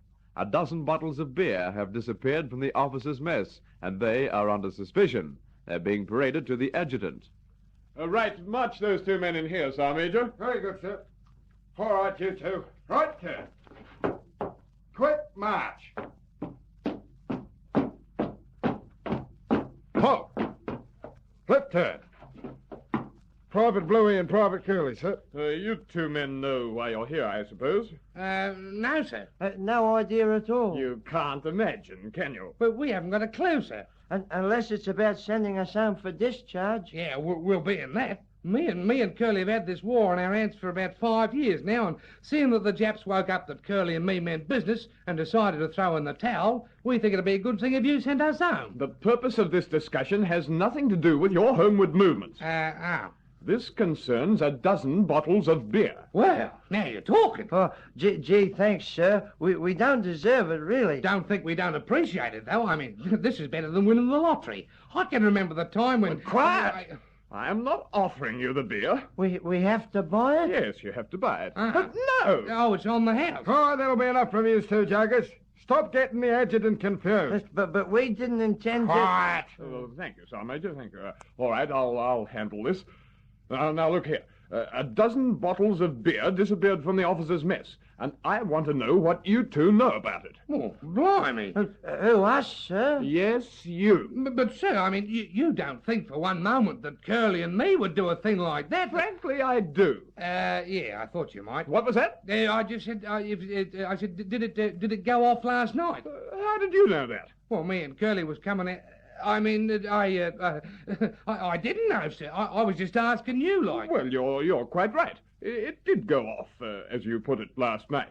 Well, it couldn't have been us, sir. No? No, we've been crooks. That's right. We've been extra crooks. We haven't eaten for 3 days. Haven't eaten for 3 days? Yeah, yesterday, today, and tomorrow. What? We've had a touch of the wog. You'll have a touch of the detention barracks if I have any more nonsense like that. But what we mean, sir, if we're too crook to eat, why would we want to drink? I don't know. Ah, well, there you are, then. Can we go now? Yes, you can break off. Oh, say. No! Stay where you are. Blimey.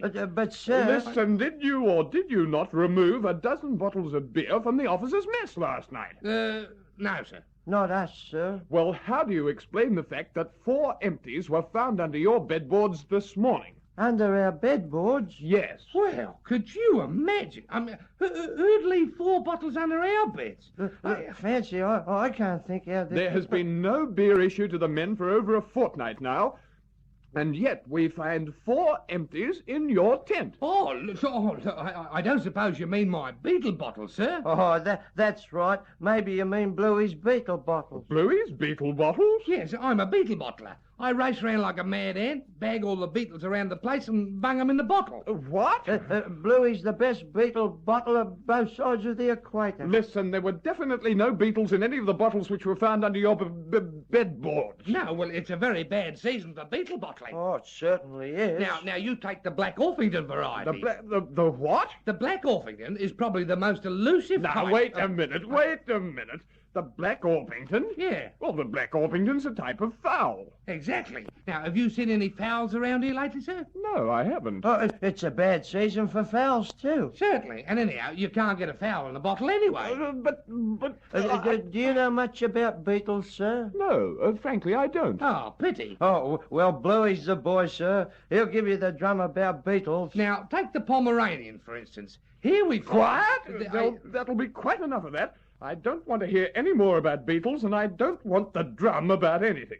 All I want to know is, who took the dozen bottles of beer from the officers' mess? The Black Orpington. Yes, the Black... The what? No. I mean, Curly and me, we don't know, sir. It couldn't have been the beetles, sir. No.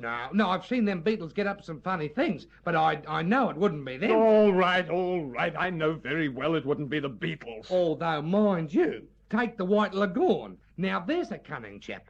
At certain times of the year, that's the finish. Sergeant Major, march these 2 men out of here before they drive me completely crazy. I've never heard anything like it. If I cross-examined them all day, I still couldn't get any sense out of them. Yes, sir.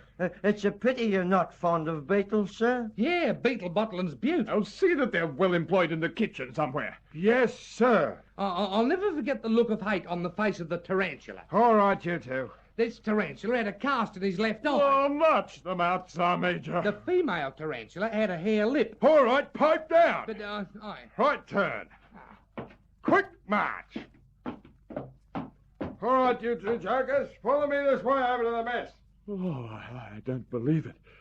I still don't know whether they took the beer or not. Anyway, it's not worth the trouble. All right, don't straggle behind yous two. You're supposed to be marching, you know. Oh, get off our backs, I'll Sarge. do more than get on your backs. I'm right on you two jokers, so watch your step. Yous know as well as I do that yous got down on that dozen of beer, but it was just that the adjutant couldn't prove nothing. Now, look, you're carrying on just like a redback spider. And that's the Oh, type don't give me any of that beetle business. You know as much about beetles as my Aunt Fanny. How's she keeping these days? Oh, she's fine. Never mind about that. See that bag of spuds? You mean this little bag here with about 2 pounds in it? No, I mean the big bag there with about 200 weight in it. Oh. They're all yours. Yeah. What? They're all yours. Oh, look, we could never eat all them, Sarge. No, it's very nice of you and all that, but we're rather small eaters. You don't have to eat 'em, you have to peel 'em. Blimey, spud barbers. Exactly. You's a spud barbers. Well, that's lovely. I'll be back in an hour or so. In fact, I'll be keeping an eye on you the whole time. So get cracking. You know us, Major? Yeah, that's why I'd be keeping my eye on you. I don't think he trusts us. No.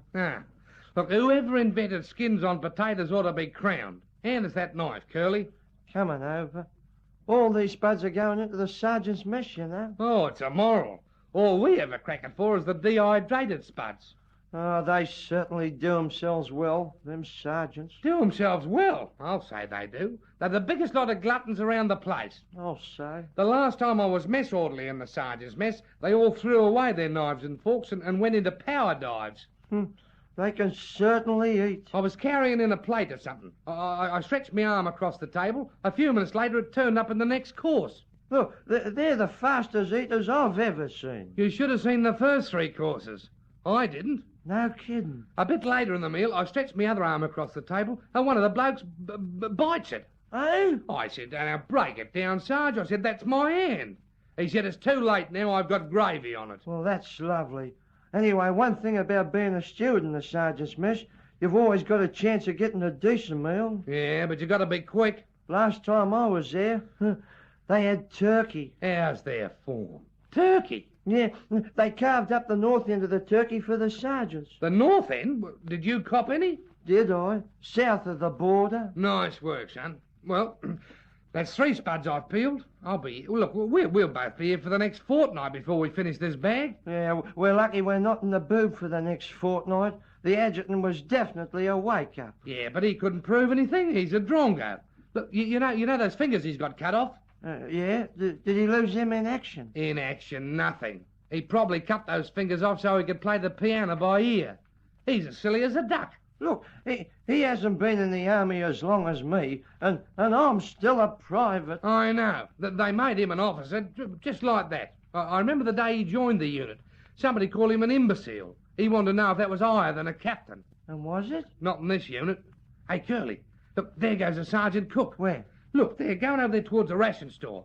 Hop into the kitchen there and swipe that pie. Now, wait a minute. What pie? The one there on the ledge just inside the door. Oh, no. Look, blimey, I'd hate that sergeant cook to catch me. He won't catch you. I'll keep nit. No, I don't like the look of that joker. He's about as friendly as an epidemic of smallpox. Look, he always looks at me like a summons. Yeah? How long has he been with the unit? He's never been with it. He's always been against it. Swipe the pie, go on. All right, well, don't push. I'll give it a burl. You keep nit. Look, you're sweet, son. There's no one for miles. Hey, that looks all right. What sort of pie is it? How do I know? You're there. Taste it. Well, what does it taste like? Oh, blimey. It tastes like soap. It tastes like soap? Then it must be pumpkin pie. The apple always tastes like indelible pencils. It's not the best, but here, you can have some. Thanks. All right, you two jackets. Blimey, the voice of freedom. I thought you were going to keep nit. All right, well, this isn't the sergeant cook. It's the Sergeant Major. Look, stick that piece of pie in your pocket. What's the matter, Sergeant Major? Those 2 jokers have to be paraded to the adjutant in the orderly room. Oh, what again? Hey, listen, break it down. We've only just come from there. We were paraded to him this morning. Yeah, I know that as well as you do. Now, don't tell me you're still moaning about that dozen of beer. This has got nothing to do with a dozen of beer. Well, what is it this time? They found a dead rat that had been deliberately put under the CO's bed. Well, we didn't even know you could get under the CO's bed. Well, no, I can't either. What? We don't know anything about a rat. No, we certainly didn't plant it there. Yeah, well, you can tell that to the adjutant.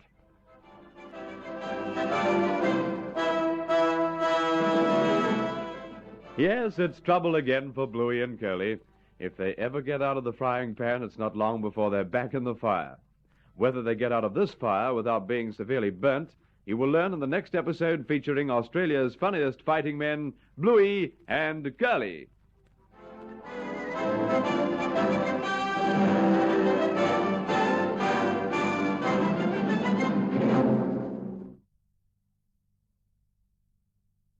The Australian Lux Radio Theatre was broadcast on the major broadcasting network during the 1940s and 50s. It was heard nationwide at 8 p.m. on a Sunday evening. From 1939 to 1941 it was broadcast from 2GB. And from 1941 to 1951 on 2UW. It was also broadcast on 2UE from 1955 to 1956. The show lasted for 60 minutes. It was a series of radio plays produced and presented by Australian artists and broadcast live in front of an audience. Some of the plays include Dark Angel, Michael and Mary, Interference, Madam X, Dark Victory. The casts came from most of the major actors of the day. Based on an American program of the same name. Mostly the plays were adaptations of contemporary Broadway or West End plays and American or British films, but occasionally were Australian written. Originally adaptations came directly from Lux in America. The first play broadcast was Interference, produced by American Philip Mygatt and starred visiting American Irene Purcell and locals Thelma Scott, Peter Finch, and Harvey Adams. Hollywood and British actors occasionally starred in particular plays. As with Macquarie Radio Theatre, all good Sydney and Melbourne actors appeared at some time or another.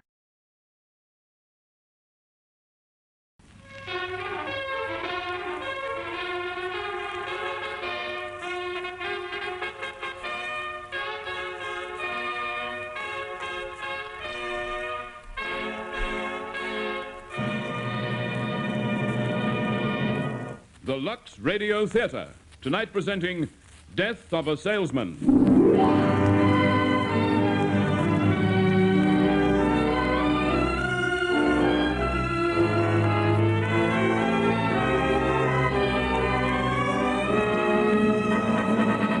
Welcome to the largest playhouse in the world for our Pulitzer Prize-winning drama, Death of a Salesman.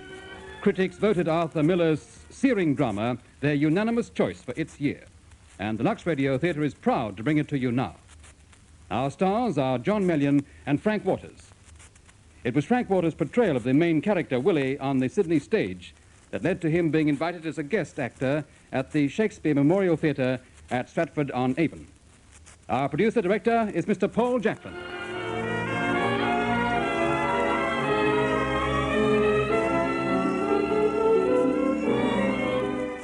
A fresh, radiant complexion opens up new vistas of loveliness. Make pure white Lux toilet soap your passport to beauty. 9 out of every 10 film stars insist on Lux toilet soap for the finest, most beautifying complexion care.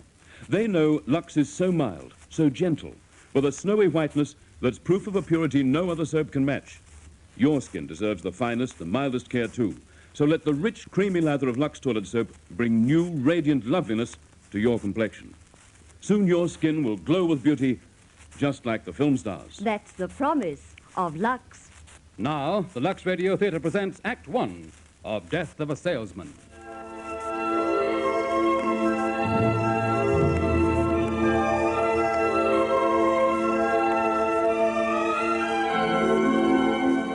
There is a home in Brooklyn. A small, fragile-seeming home surrounded on all sides by the towering, angular shapes of apartment houses. It is night now, late at night. And in one bedroom of this home are 2 young men, the sons. Neither one lives here any longer, but they're both here this night. They sleep, but not too soundly. And in another bedroom, a woman, the wife and the mother of this home, lies also in bed, but does not sleep at all. Perhaps she hears the front door open downstairs. Perhaps she hears the thud of 2 heavy cases set down heavily on the floor, but if she hears these sounds, she does not stir. Perhaps she tries to tell herself that she does not hear them at all, and those footsteps on the stairs, they are imagined footsteps. But then, the bedroom door opens softly. Willie? All right, I came back. Why, what happened? Did something happen, Willie? No, nothing happened. You didn't smash the car, did you? I said nothing happened. Didn't you hear me? Don't you feel well? I'm tired to death. I couldn't make it. I just couldn't make it, Linda. I got as far as a little above Yonkers. I stopped for a cup of coffee. Maybe it was the coffee. What? I suddenly couldn't drive anymore. The car kept going off on the shoulder, you know? Oh, maybe it's the steering again. I don't think Angelo knows much about the Studebaker. No, it's me. Suddenly I'm going 60 miles an hour and I don't remember driving the last 5 minutes. I can't seem to keep my mind to it. I'm telling you, I absolutely forgot I was driving. If I'd gone over the white line the other way, I might have killed somebody. So I went on again. And 5 minutes later, I'm dreaming again, and I have such thoughts. I have such strange thoughts. Willie, dear, talk to them again. There's no reason why you can't work in New York. They don't need me in New York. I'm the New England man. I'm vital in New England. But you're 60 years old. They can't expect you to keep on traveling every week. Did Biff say anything after I went this morning? Oh, you shouldn't have criticized him, Willie, especially after you just got off the train. You mustn't lose your temper with him. When did I lose my temper? I simply asked him if he was making any money now. Is that any criticism? But, dear, how could he make money? There's such an undercurrent in him. He became a moody man. Did he apologize when I left this morning? He was crestfallen, Willie. Yeah, crestfallen. You know how much he admires you. I think if he finds himself, then you'll both be happier and you won't fight anymore. How can he find himself on a farm? Is that a life, a farmhand? In the beginning, when he was young, I thought, well, a young man, it's good for him to tramp around. But he's 34 years old now. I think he's still lost, Willie. I think he's very lost. Biff Loman is lost. In the greatest country in the world, a young man with such personal attractiveness is lost. Willie, dear, I got a new kind of American-type cheese today. It's whipped. Why do you get American when I like Swiss? I thought you might like a change. I don't want a change. I want Swiss cheese. Why am I always being contradicted? I thought it would be a surprise. Why don't you open the window in here, for heaven's sake? They're all open, dear. Where they boxed us in here, bricks and windows, windows and bricks. They should have had a law against apartment houses. Oh, Linda, you remember those two beautiful elm trees out there? Yeah. Like being a million miles from the city. Yeah. They should have arrested the builder for cutting those down. They should have... How can you whip cheese? Go and try it. And be quiet. Yeah. I won't fight him anymore. If he wants to go back to Texas, let him go. He'll find his way. Sure. Certain men just don't get started till later in life, like Thomas Edison, I think. I'll put my money on Biff. Here, look. Close your eyes, Linda, sweet. Hey, Biff. I'll go. Biff. I'll be right. Hey, Biff, listen. Huh? Biff, I think Papa's back. Yeah, I know. I've been listening. Oh, my gosh. Maybe he smashed up the car again. He's going to get his license taken away if he keeps that up. I'm getting nervous about him, you know, Biff. He stops at a green light and then it turns red and he goes. Maybe he's colorblind. You're not still sour on Dad, are you, Biff? Why does he mock me all the time? He's not Every time mocking I you. say there's a twist of mockery on his face. I can't get near him. Well, I just want you to make good, that's all. I wanted to talk to you about Dad for a long time, Biff. Something's happening to him. He talks to himself. Yeah, I noticed that this morning. But he always mumbled. Yeah, but not so noticeable. Most of the time he's talking to you. What's he say about me? Well, I think the fact that you're not settled, that you're still kind of up in the air. One or two other things depressing him, Happy. What do you mean? Never mind, just don't lay it all to me. But I think if you just got started I on tell you, something... Hap, I don't know what the future is. I don't know what I'm supposed to want. What do you mean? Well, I spent 6 or 7 years after high school trying to work myself up. Shipping clerk, salesman, business of one kind or another. Yeah, it's a measly manner of existence. To devote your whole life to keeping stock or making phone calls, selling or buying, to suffer 50 weeks of the year for the sake of a lousy 2-week vacation, when all you really desire is to be outdoors with your shirt off, and always to have to get ahead of the next feller. And yet that's how you build a future. Well, you really enjoy it on a farm? Are you content out there in Texas playing with horses? Yeah, I am, but Hap, maybe I ought to get married. Maybe I ought to get stuck into something. Maybe that's my trouble. I'm like a boy. I'm not married. I'm not in business. I'm like a boy. Are you content, Hap? You're a success, aren't you? Are you content? I'm not so you'd notice. Listen, why don't you come out west with me? You and I, huh? Sure, maybe we could buy a ranch, raise cattle, use our muscles. Half men built like we are should be working out in the open. The Lawman brothers, eh? Sure. Hey, that's what I dream about, Biff. Look, I'm telling you, kid, if you were with me, I'd be happy out there. The only thing is, what can you make out there? Yeah, what's the difference? There's the merchandise manager at my place, Biff. When he walks into the store, the waves part in front of him. That's $52,000 a year coming through the revolving door, and I got more in my pinky than he's got in his head. Yeah, but you just said that... Yeah, I gotta show some of these pompous, self-important executives over there that Hap Loman can make the grade. I want to walk into that store the way he walks in. Then I'll go with you, Biff. So that's odd. I don't feel that way. No, I just got one idea I think I'm going to try. What's that?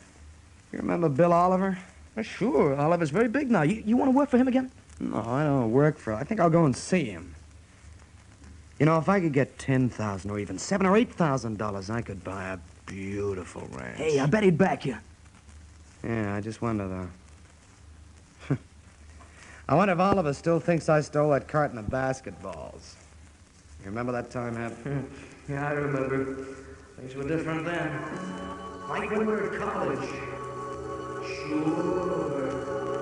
I remember. Don't take the hubcaps, boys. Get the shabby to the hubcaps. Make that car shine. No, Hap. Use newspaper on the windows. No. Show him how to do it, Biff. That's it, you see, Happy? Pad it up. Use it like a pad. Yeah, that's it. Good work. How's that, Pop? Professional? Terrific job, boys. All good work, Biff. Hey, did you see the new football I got? Where'd you get the new ball? Well, the coach told me to practice my pass. That's so, and he gave you the ball, hey? Well, I borrowed it from the locker room. Initiative. Biff, how about the game? This Saturday, Pop. This Saturday, just for you, I'm gonna break right through for touchdown. Hey, Biff, where are you? Biff, you're supposed to study with me. Hey, look at Bernard. What are you looking so anemic about, Bernard? No, Biff's got to study, Uncle Willie. He's got a state exam next week. Listen, Biff, I heard Mr. Birnbaum say if you don't start studying math, he's going to flunk you. You won't graduate. I heard it. What are you talking about? With scholarship to 3 universities, they're going to flunk him? Yeah, but I heard Mr. Birnbaum... Don't be a pest, Bernard. Okay, I'm waiting for you in my house, Biff. Bernard is not well-liked, is he? Well, he's liked, but not well-liked. Yeah, that's right, Pop. That's just what I mean. Bernard didn't get the best marks in school, you understand. But in the business world, the man who creates personal interest is the man who gets ahead. Be liked and you will never want. Now, you take me, for instance. I never have to wait in line to see a buyer. Willie Loman is here. That's all they have to know, and I go right through. Did you knock him dead, Pop? Knocked him cold in Providence, slaughtered him in Boston. I'm going in to see your mother. I'll see you, boys. Willie. Hello, dear. Sweetheart. How's the Chevy run? Chevrolet, Linda, is the greatest car ever built. Marvelous. Did you sell anything? I did 500 gross in Providence and 700 gross in Boston. 200? Willie, $212. Yeah, well, I didn't figure it yet, but... How much did you do? Well, I did about 180 gross in Providence. Well, no, it came to roughly 200 gross on the whole trip. Well, the trouble was that 3 of the stores were half closed for inventory in Boston. And otherwise, I would have broken record. I would have... Well, it makes $70 and some pennies. That's very good. Yeah. What do we owe? Well, on the first, there's $16 for the refrigerator. Yeah. There's $9.60 for the washing machine and the roof. You've got $21 remaining. But it don't leak to it? Oh, no. They did a wonderful job. Then you owe Frank for the carburetor. I'm not going to pay that, man. That Chevrolet. They ought to prohibit the manufacture of that car. Well, you owe him $3.50. And odds and ends comes round to $120 by the 15th. $120? Gee, if business doesn't pick up, I don't know what I'm going to do. Well, dear, next week. Yeah, next week. Oh, I'll go to Hartford. I'm very well liked in Hartford. You know, the trouble is, Linda, people don't seem to take to me. Oh, don't be foolish. You're making $70 to $100 a week. But I gotta be out at 10, 12 hours a day. Other men, I don't know, I'm not dressing to advantage, maybe, huh? Willie, darling, you're the handsomest man in the world. Oh, no, Linda. To me, you are the handsomest. Linda. Oh, you're the best there is, Linda. You're a pal, you know that? On the road, I want to grab you sometimes and just kiss the life out of you. I'll make it all up to you, Linda. There's nothing to make up, dear. You're doing fine. Hey, where is Biff, Uncle Willie? Look, if he doesn't You'll give him the study- answers, Bernard. I do, but I can't on this one. This is a state exam. They're liable to arrest me. Where is he, Linda? I'll whip him. I'll whip him. And he'd better give back that football, Willie. It's not nice. Biff. Now, where is he? Why is he taking everything? He's too rough for the girls, Willie. All the mothers are afraid of him. He's driving the car without a license. All the mothers. Shut up! Mr. Birnbaum says he's stuck up. Get out of here! Well, if he doesn't buckle down, he'll flunk math. He's right, Willie. He's right. There's nothing the matter with Biff. You want him to be a worm like Bernard? He's got spirit, personality. He's loaded with it. Loaded. What's he doing? He's giving it back, give it back at me?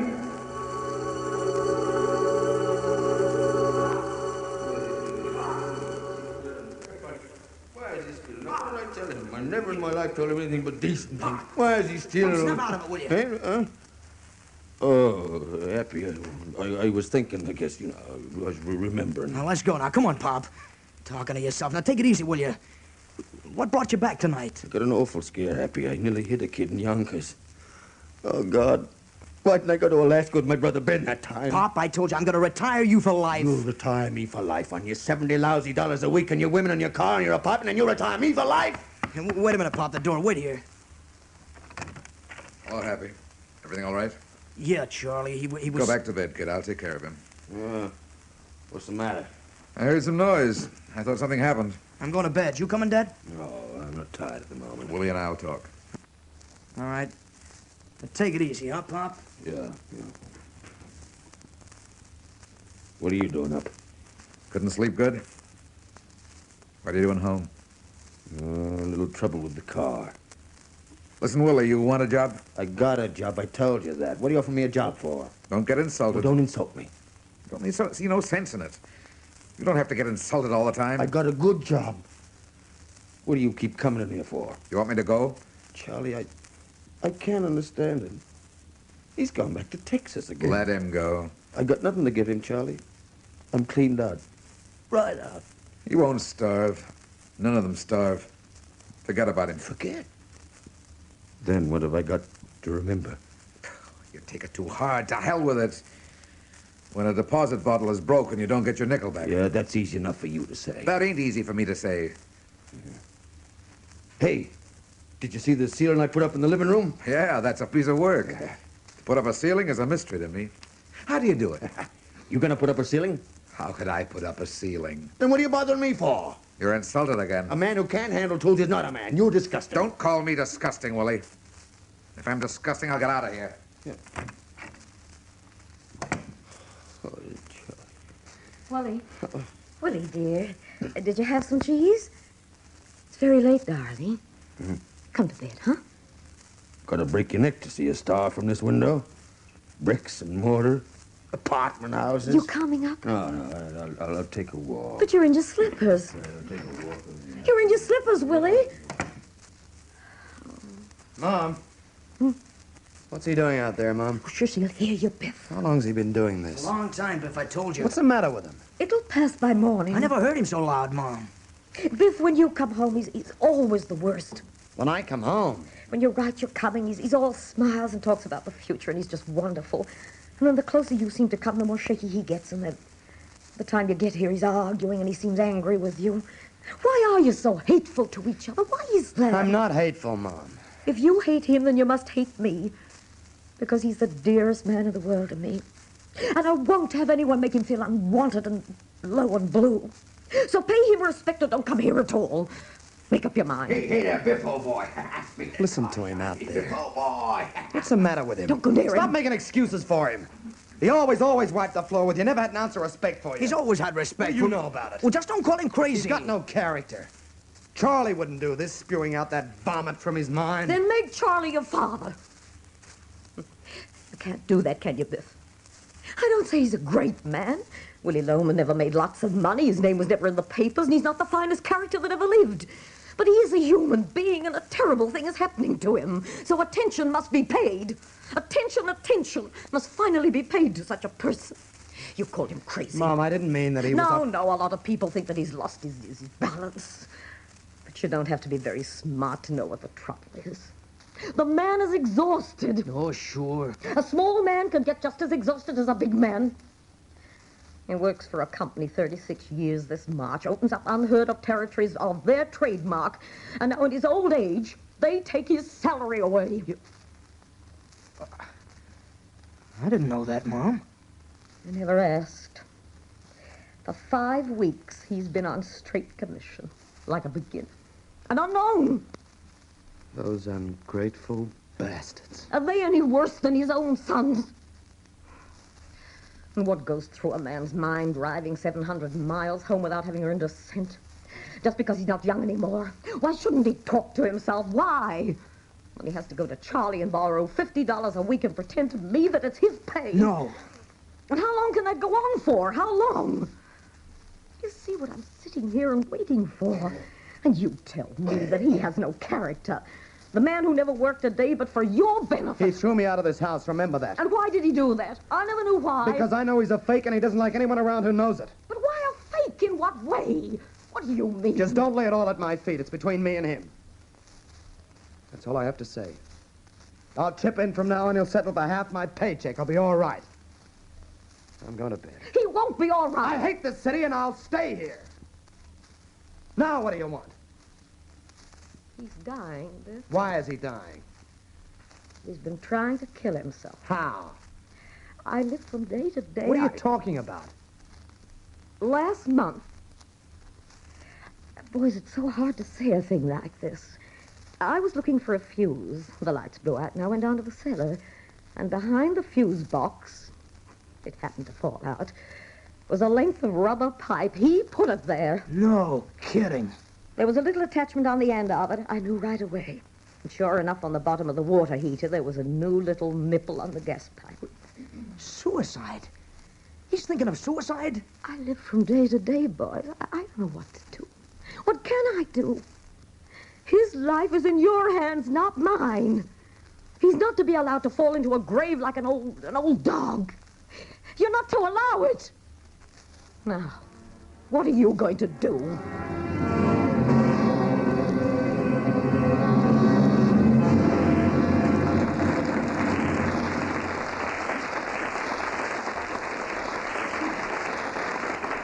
Worn 3 summers and still like new. What's the secret? Frequent washing with gentle Lux Flakes. Nighties, filmy lingerie, and figure-molding foundation garments, everything you wear next to your skin needs a daily dip in creamy Lux suds to stay fresh, bright, and flattering. This is a statement by the makers of glamorous Hestia. We strongly recommend that you use only Lux Flakes for the care of our garments. Rinse your Hestia 88 bra in gentle Lux suds as frequently as possible. Tiny Lux diamonds dissolve quickly. They swirl into silky suds with a whisk of a hand, remove every trace of acid perspiration, preserve elasticity, and leave your garments wonderfully clean. Buy the big family-size Lux. It holds 1 full pound of gossamer fine, faster-dissolving Lux Flakes. Switch to Lux. Lux is so safe. Your hands, as well as your lovely garments, will tell you so. We return for Act 2 of the Lux Radio Theatre production, Death of a Salesman.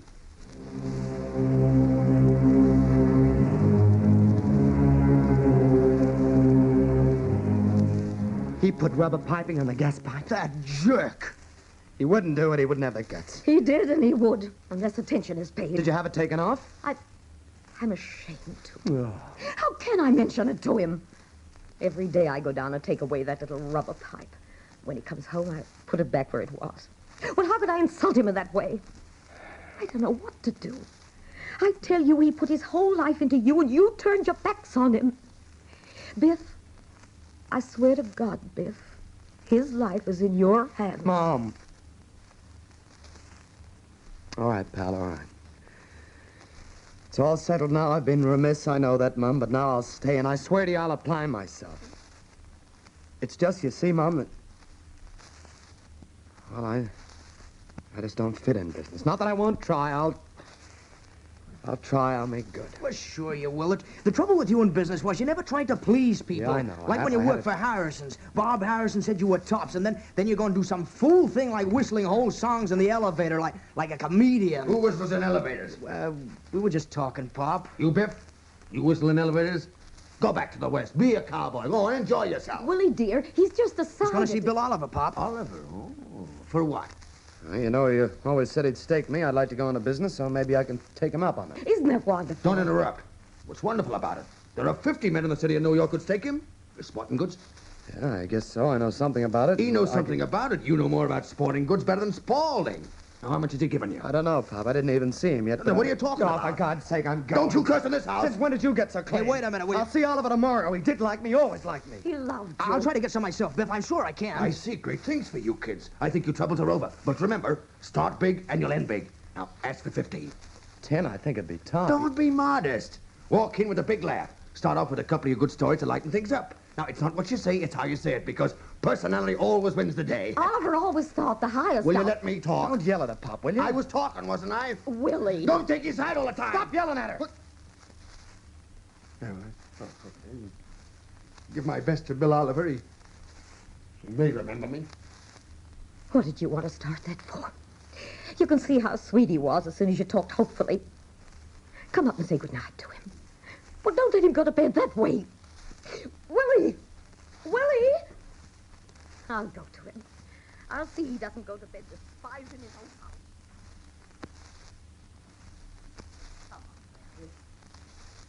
I wonder if Oliver will remember Biff. You think he might? Remember him, Oliver? What's the matter with you? You crazy? If he stayed with Oliver, he'd be on top by now. Wait till Oliver gets a look at him. You don't know the average caliber anymore. The average young man today has got a caliber of 0. Greatest thing in the world was for him to bum around. Get into bed, dear. Yeah, okay. Get into bed. Pop. Pop, I just wanted to say goodnight. Yeah. Knock him dead, boy. Just take it easy, Pop. Good night. Yeah. Oh, wait a minute. Now, don't undersell yourself, Biff. No less than $15,000. Yeah, okay. Good night, Mom. Good night. Yeah. Oh, Linda. Remember that Ibbottsfield game? Championship of the city? Just rest, dear. Should I sing to you? Yeah, you sing to me. When that team came out, Biff was the tallest, remember? Oh, yes, and all in gold. Yeah.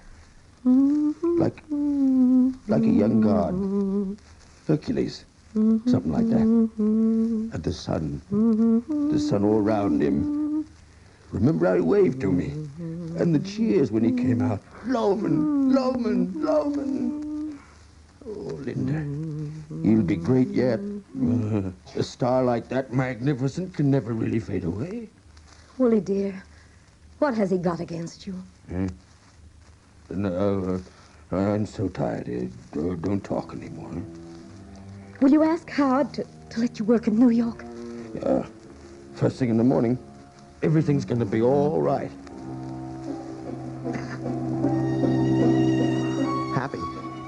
Happy wake up. It's true. I found the rubber tubing down the cellar just now. I took it away. But oh my God, it's true.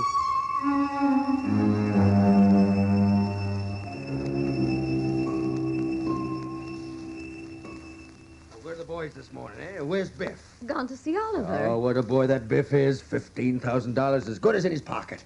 Could use a little money ourselves, dear. Sure. How much? All told, about $200 would carry us. But that includes the last payment on the mortgage. After this payment, Willie, the house belongs to us. I'll get it, Linda. I'm going to talk to Howard today. I'll put it to him straight and simple. He'll take me off the road. I know he will. I'm sure he will, dear. Sure. And don't forget, after you've seen Howard, you're to meet the boys for dinner. Oh, I'll be there at the usual place. We'll have a wow of a time, me and my boys. Okay, goodbye, Linda.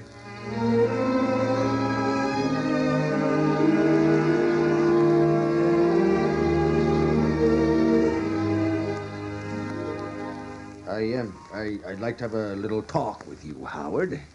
Sure. 2 minutes. Say, aren't you supposed to be in Boston? That's what I want to talk to you about, Howard. You got a minute? You didn't crack up again, did you? Oh, no. To tell you the truth, Howard, I've come to the decision that I'd rather not travel anymore. Yeah. Not travel? Well, what'll you do? Well, remember Christmas time, when you had the party here, you'd said you'd try and think of some spot for me here in town. With us? Yeah, well, sure. Oh, yeah, I remember. Well, I couldn't think of anything for you, Willie. I tell you, Howard, that the kids are all grown up, you know, and I don't need much anymore. If I could take home, well, $65 a week, I could swing it. You're a roadman, Willie. Howard, I never ask a favor of any man, but I was with the firm when your father used to carry you here in his arms. I know that, Willie, but Your father came to me the day you were born and asked me what I thought of the name of Howard. May he rest in peace. I appreciate that, Willie. If I had a spot, I'd slam you right in, but I just don't have a single solitary spot. Howard, all I need to set my table is $50 a week. But where am I going to put you, kid? Look, it isn't a question whether I can sell merchandise, is it? No, but it's a business, kid, and everybody's got to pull his own weight. If I had $40 a week, that's all I need. $40, Howard. Kid, I can't take blood from a stone. Howard, the year Al Smith was nominated, your father came to me. I've got to see some people, kid. I'm talking about your father. There were promises made in this office. You mustn't tell me you got people to see. I put 34 years in this firm, Howard, and I can't pay my insurance. You can't eat the orange and throw the peel away. A man's on a piece of fruit. Willie, I got to see some people. Now pull yourself together. Pull myself together. And stop shouting. Shouting. I've been shouting at you, I'm sorry, Howard. Look, I'll go to Boston. Willie, you can't go to Boston. Why can't I go? I don't want you to represent us. I've been meaning to tell you for a long time now.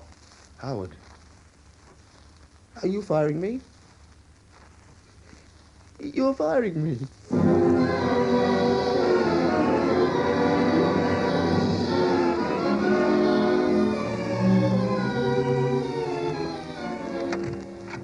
Hello, Uncle Willie. Come in. Oh, Bernard. Well, look who's here. I came to see your father. Ew, what are you doing here? I just stopped by to see Pop. Get off my feet till my train leaves. I'm going to Washington in a few minutes. Is he in? Yeah, he's in his office with the accountant.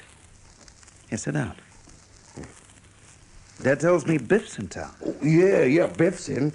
Working on a very big deal, Bernard, with Bill Oliver. Very big sporting goods man. Called him in from the West. You still with the old firm, Willie? I'm overjoyed to see how you made the grade, Bernard. Overjoyed. It's an encouraging thing to see a young man really... Looks very good for Biff. Biff, very... Bernard. What is it, Willie? What's the secret? Why didn't he ever catch on? I wouldn't know that, Willie. You were his friend, his boyhood friend. There's something I don't understand about him. His life ended after that Ibbot's field game. From the age of 17, nothing good ever happened to him. Willie, when he was supposed to graduate and the math teacher flunked... Oh, that math teacher ruined his life. Willie, after he flunked, he disappeared from the block for almost a month, and I got the idea that he... Did he go up to New England to see you?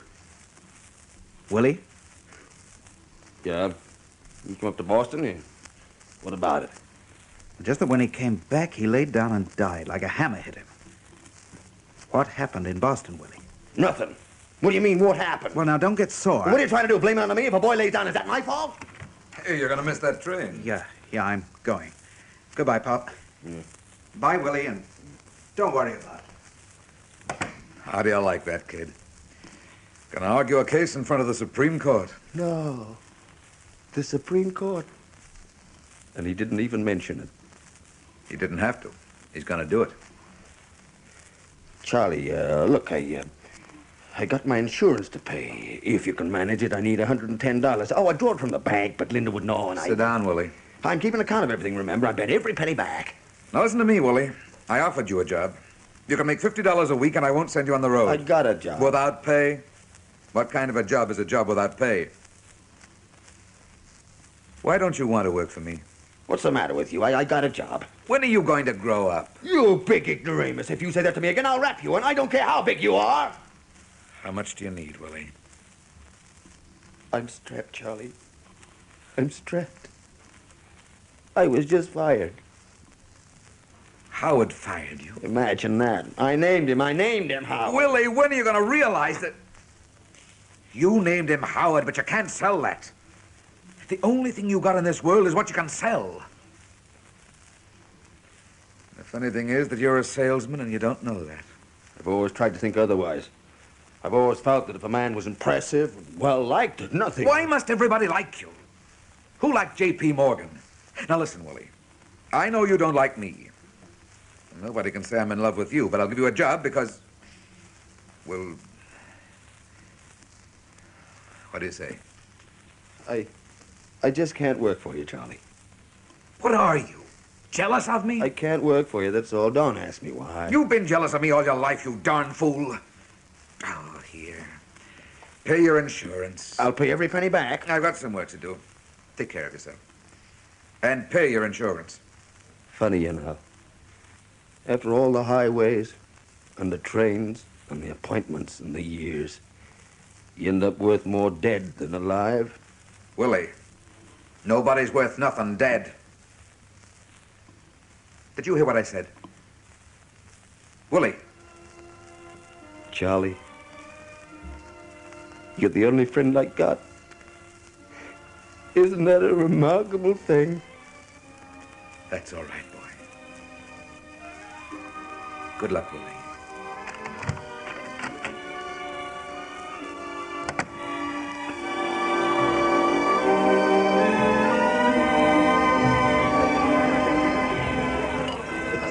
Right back here, Mr. Norman. The private dining room for Mr. Norman. Yeah, in the front there, you're in the middle of all kinds of noise. That's fine, Stanley. How's this, Biff? Oh, good. Fine. Okay. When your father comes, Mr. Norman, I'll bring him right back. Uh-huh. Oh, and Stanley, later there'll be 2 girls. Hmm? Oh, yeah. Okay. Okay, Mr. Norman. 2 girls? Yeah, a couple of babes And now, don't look like that. It's for after dinner. Pop can go home after dinner. Well, I don't know, Hal. Now, don't worry about it. Did you see Oliver? Yeah, I saw him all right. Now, look, Hap, I want to tell Dad a couple of things. I want you to help me. What? Is he going to back you? Are you crazy? Look, I waited 6 hours for him. See, all day, kept sending my name in. About 5 o'clock, he comes out. Didn't remember who I was or anything.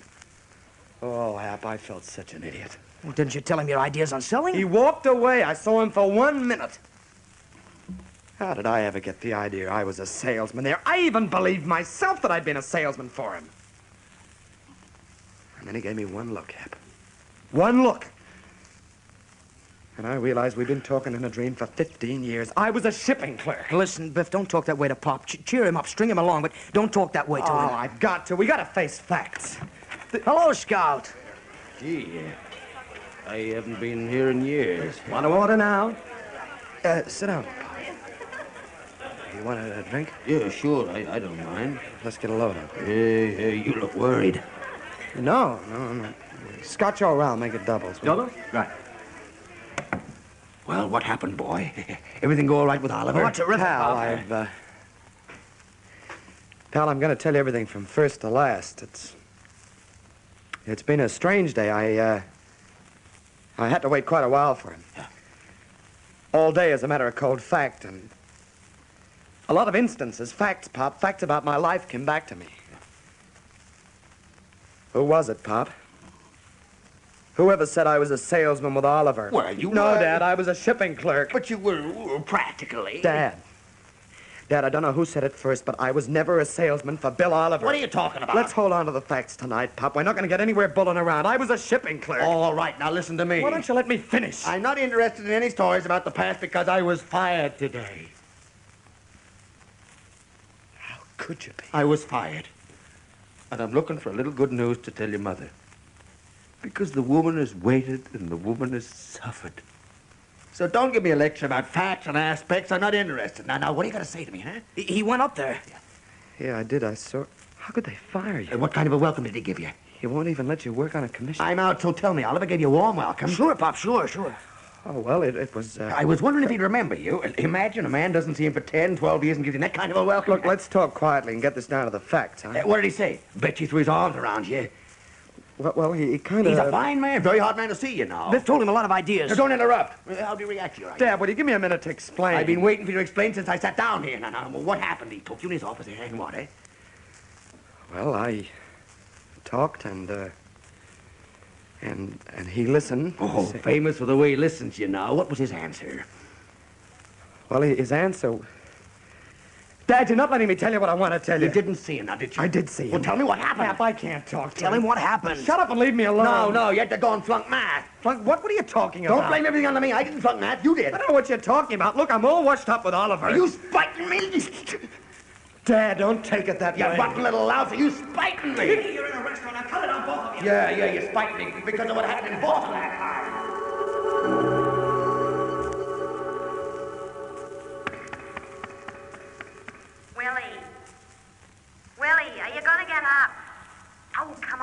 up, get up. Someone's at the door. Aren't you going to answer the door? Maybe there's a fire in the hotel. I'm not expecting anybody. They're knocking on the wrong door. It must be a mistake. Oh, then tell them to go away. Okay, all right. Just stay in the bedroom here and don't come out. I think there's a law in Massachusetts about it, so don't come out. Maybe that new room clerk. You look kind of mean, so don't come out. It's a mistake. Biff. I've been knocking on your door a long time. Biff, what are you doing in Boston? Hey, did anything happen at home? What are you doing here in my hotel? Dad, I let you down. What do you mean? Dad. Biff, what's all this about? Come on, let's go downstairs and I'll get you a moment. Dad, I flunked math. Oh, not for the term. The term? I haven't got enough credits to graduate. You mean to say Bernard wouldn't give you the answers? He did. He tried, but Pop only got a 61. And they wouldn't give you 4 points? Birnbaum refused absolutely. I begged him, Pop, but he just won't give me those points. Oh, Pop, you gotta talk to him before they close the school. Would you talk to him? He'd like you, Pop. And you know the way you could talk? You're on. We'll ride right back. Oh, thanks, Dad. I'm sure he'll change it for you. Go downstairs and tell the clerk I'm checking out. Now go right down. Yes, sir. You see, the reason he hates me, Pop, is one day he went out of the class. Can I come in? There's something in the bathtub, Willie, and it's moving. You better go back to your room. They must be finished painting by now. They're painting your room, so I let her take a shower here. Go back. Now, go back. But I gotta get dressed, Willie. I can't. Get out of here. Now, go back. Go back. This is Miss Frances, Biff. She's a buyer. They're painting her room. Go back, Miss Frances. Go back. But my clothes. Get out of here. Go back. Go back. Well, where's my stockings? You promised me stockings, Willie. I have no stockings here. You had 2 boxes of size 9 shoes for me, and I want them. Here, take them, now, will you? Get out of here. You certainly got your nerve, Willie. Just hope there's nobody in the hall. That's all I hope.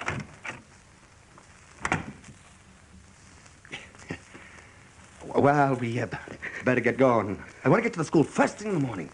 Now, you get my suits out of the closet. I'll get my valise. What's the matter? She's a buyer. Buyer for J.H. Simmons. She lives down the hall. They're painting. You don't imagine. Now listen, pal. She's just a buyer. They're painting her room. Now, look, Biff, when you grow up, you'll understand about these things. You mustn't overemphasize a thing like this. I'll see Birnbaum first thing in the morning. Never mind. Never mind. He's going to give you those points. I'll see to He it. wouldn't listen to you. He certainly will listen to me. You need those points for university. I'm not going there. She's nothing to me, Biff. I was lonely. I was terribly lonely. Dad. Oh, my boy. You gave her Mama's stockings. I gave you an order. Don't touch me, you liar. Apologize for that. You fake. You funny little fake. You fake. I gave you an order. Biff, come back here. I'll beat you. Now, come back here. I'll whip you. I gave you an order. Come back here. Come. Well, it don't matter. You'll forget it. It won't mean nothing to him in a while.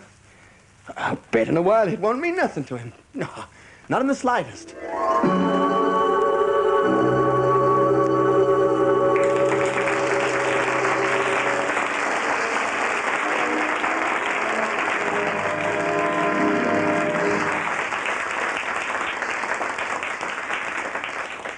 A girl must cross many borders before she reaches world film stardom, especially if she was born in faraway Sweden and brought up in Australia like lovely Mai Zetterling.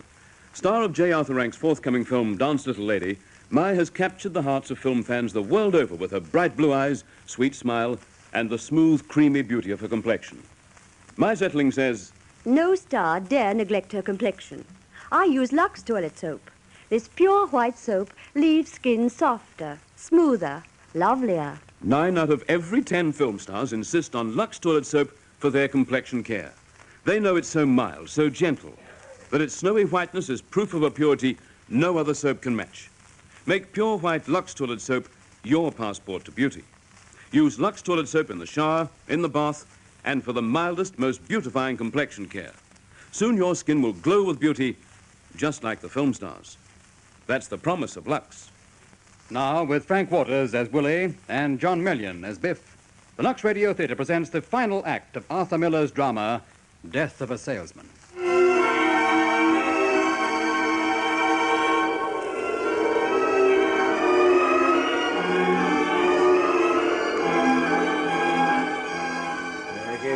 Hey, let's pick it up. Pick it up, Mr. Loman. What's the matter with you? Yeah? What's the matter? Where am I? What's wrong? You're in my Gave place. different orders. My restaurant. Get my suits and Hey. release. You've been talking about Boston. How's Something it happened there. going? What's the matter, Mr. Roman? Hey, where are they? Oh, the boys. They left. The girls, the dates came, and they said they'd see you at home. But we were supposed to be having dinner together. Can you make it home okay? Sure, I can make it. Do I look all right? You look... Yeah, sure. You look all right. Tell me, is there a seed store in the neighborhood? Seeds? You mean like to plant? Yeah, carrots, peas. Oh, well, there's hardware stores on 6th Avenue, but it may be too late now. Oh, I better hurry. I gotta get some seeds. I gotta get some seeds right away. Nothing plant. I don't have a thing in the ground.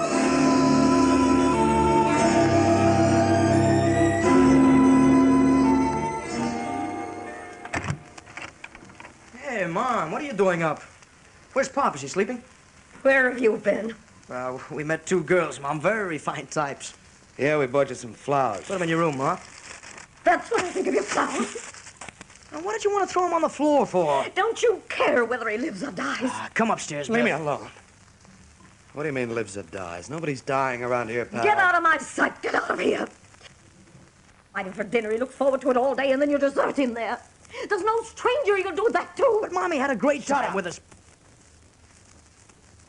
Yeah, you're right, Mom. I gotta talk to the little boss. You're not going near him. Now get out of this house. No, we're gonna have an abrupt conversation, him and me. You're not talking to him. Well, I'm... That him outside? What's he doing out there? He's planting the garden. Now? Planting a garden this time of night?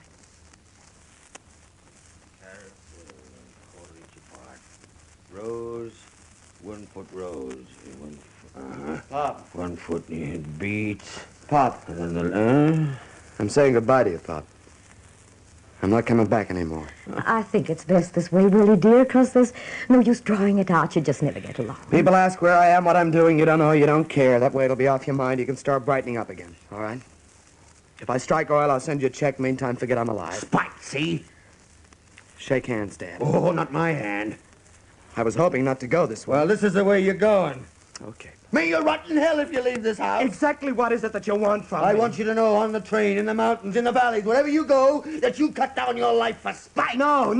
Spite is the word of your undoing. And when you're down and out, remember what did it. When you're rotting somewhere beside the railway tracks, remember. And don't you dare blame it on me. All right, phony, let's lay it on the line. Here's a rubber hose. I found it in the cellar. What is that? You know what it is. I never saw that. You saw it. The mice didn't bring it into the cellar. What's it supposed to do? Make a hero out of you? This supposed to make me sorry for you? There'll be no pity for you. Do you hear? No pity. You hear the spite? No, you're going to hear the truth. What you are and what I am. Oh, stop it. You cut it now. The man don't know who we are. The man is going to know. We never told the truth for 10 minutes in this house. You know why I had no address for 3 months?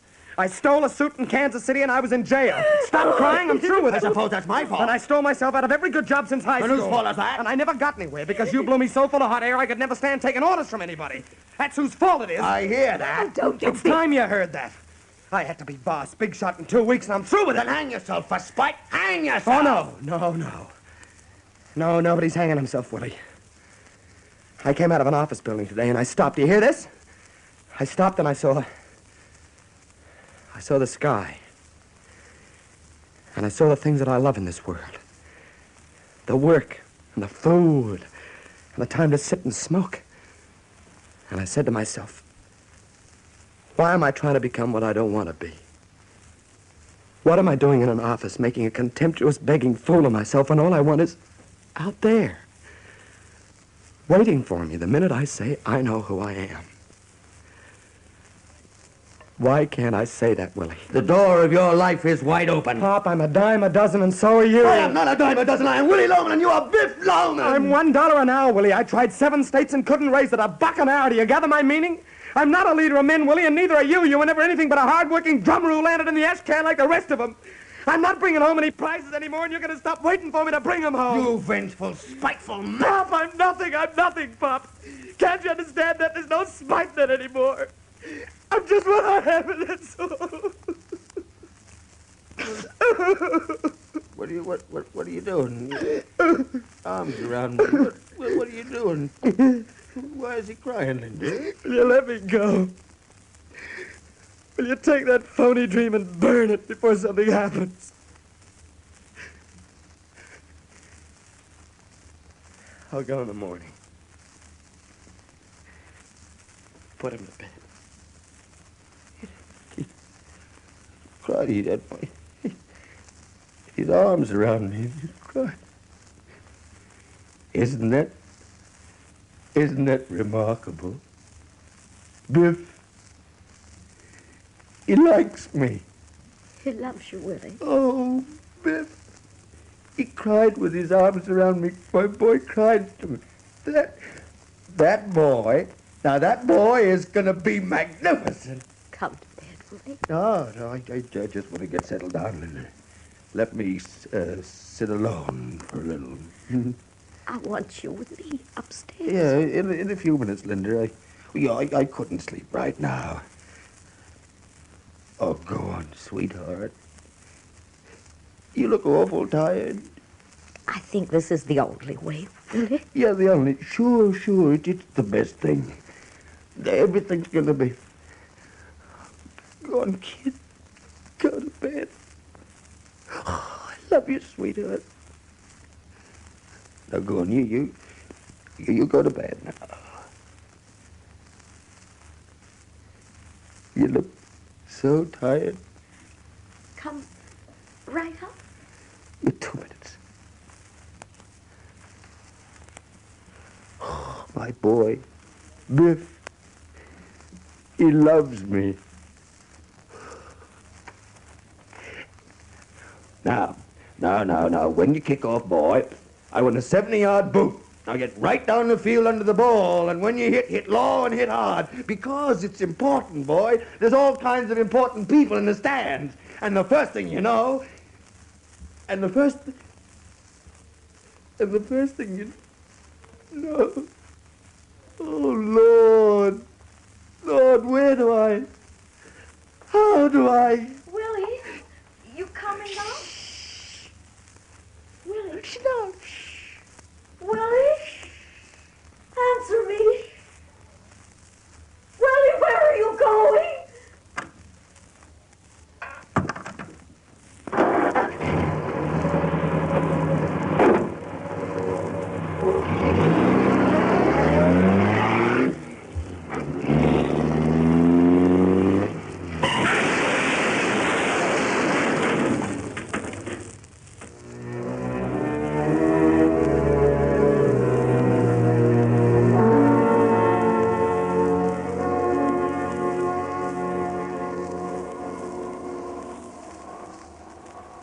Why didn't anybody come?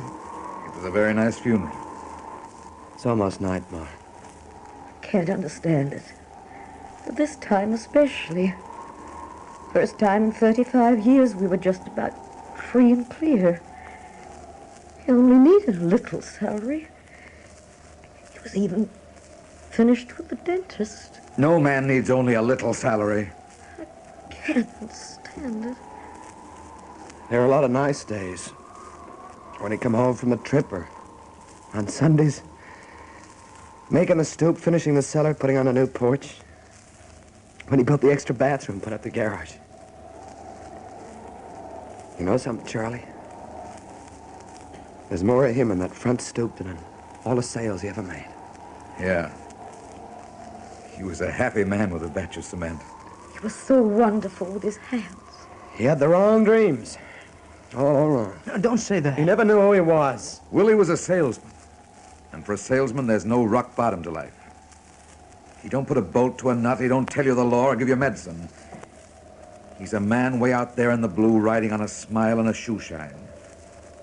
And when they start not smiling back, boy, that's an earthquake. Then you get yourself a couple of spots in your hat and you're finished. Nobody dare blame this man. A salesman's got a dream, boy. It comes with the territory. Charlie, the man, never knew who he was.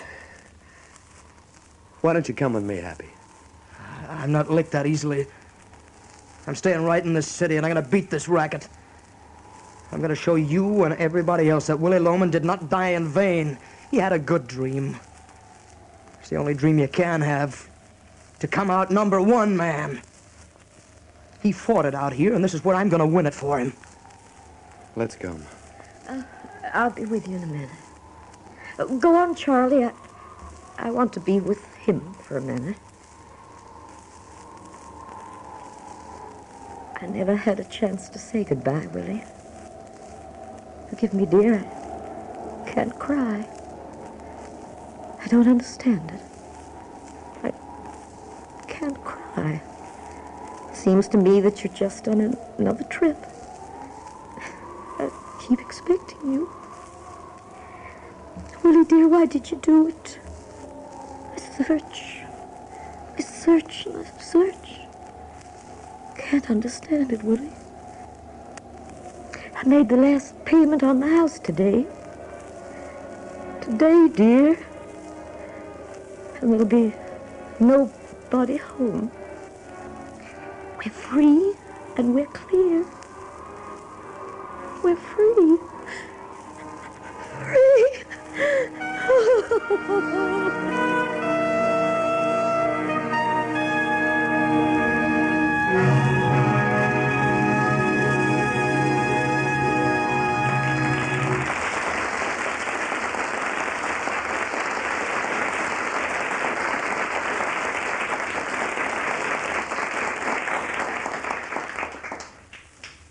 So ends our play, Death of a Salesman.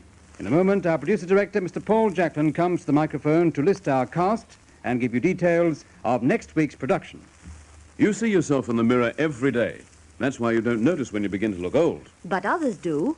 So, remember this. The dingy, unpleasant film that gathers on your teeth after every meal makes them lose their whiteness long before their time, adds years to your appearance. You can remove dulling film with Pepsodent. Pepsodent is the only toothpaste that removes dingy film completely, for only Pepsodent contains irium, the wonder cleansing ingredient. Just one tube of Pepsodent will make your teeth whiter, younger looking. And whiter, young-looking teeth are the secret of a youthful appearance. You'll like the cool peppermint flavor of Pepsodent. Everyone likes it. Make Pepsodent your family toothpaste. Buy the big economy-size Pepsodent and save up to 1 8p every time.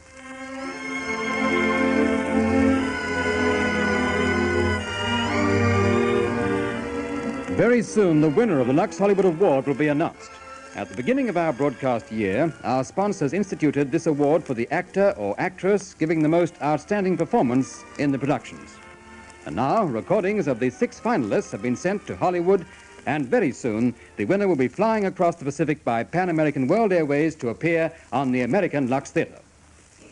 And now, here is Mr. Paul Jacklin. Thank you, Bob Pollard. Thank you, ladies and gentlemen. In our production of Death of a Salesman, you heard the following players. As Miss Frances, Yvonne Lewis. As Stanley, Ben Gabriel. Bernard was played by David Netheim. Charlie by Kevin Brennan. Howard by Kenneth Warren. The role of Linda was played by Neva Carglin. That of Happy by John Hewitt. And as Biff and Willie Loman, you heard our stars John Mellion and Frank Waters.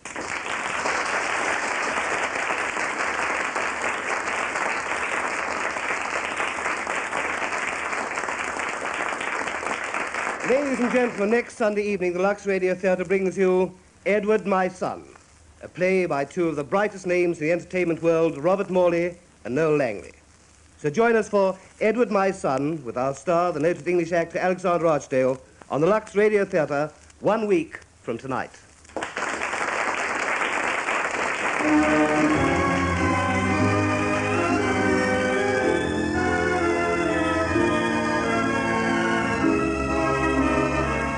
This is the Lux Radio Theatre signing off from 50 stations throughout the Commonwealth of Australia.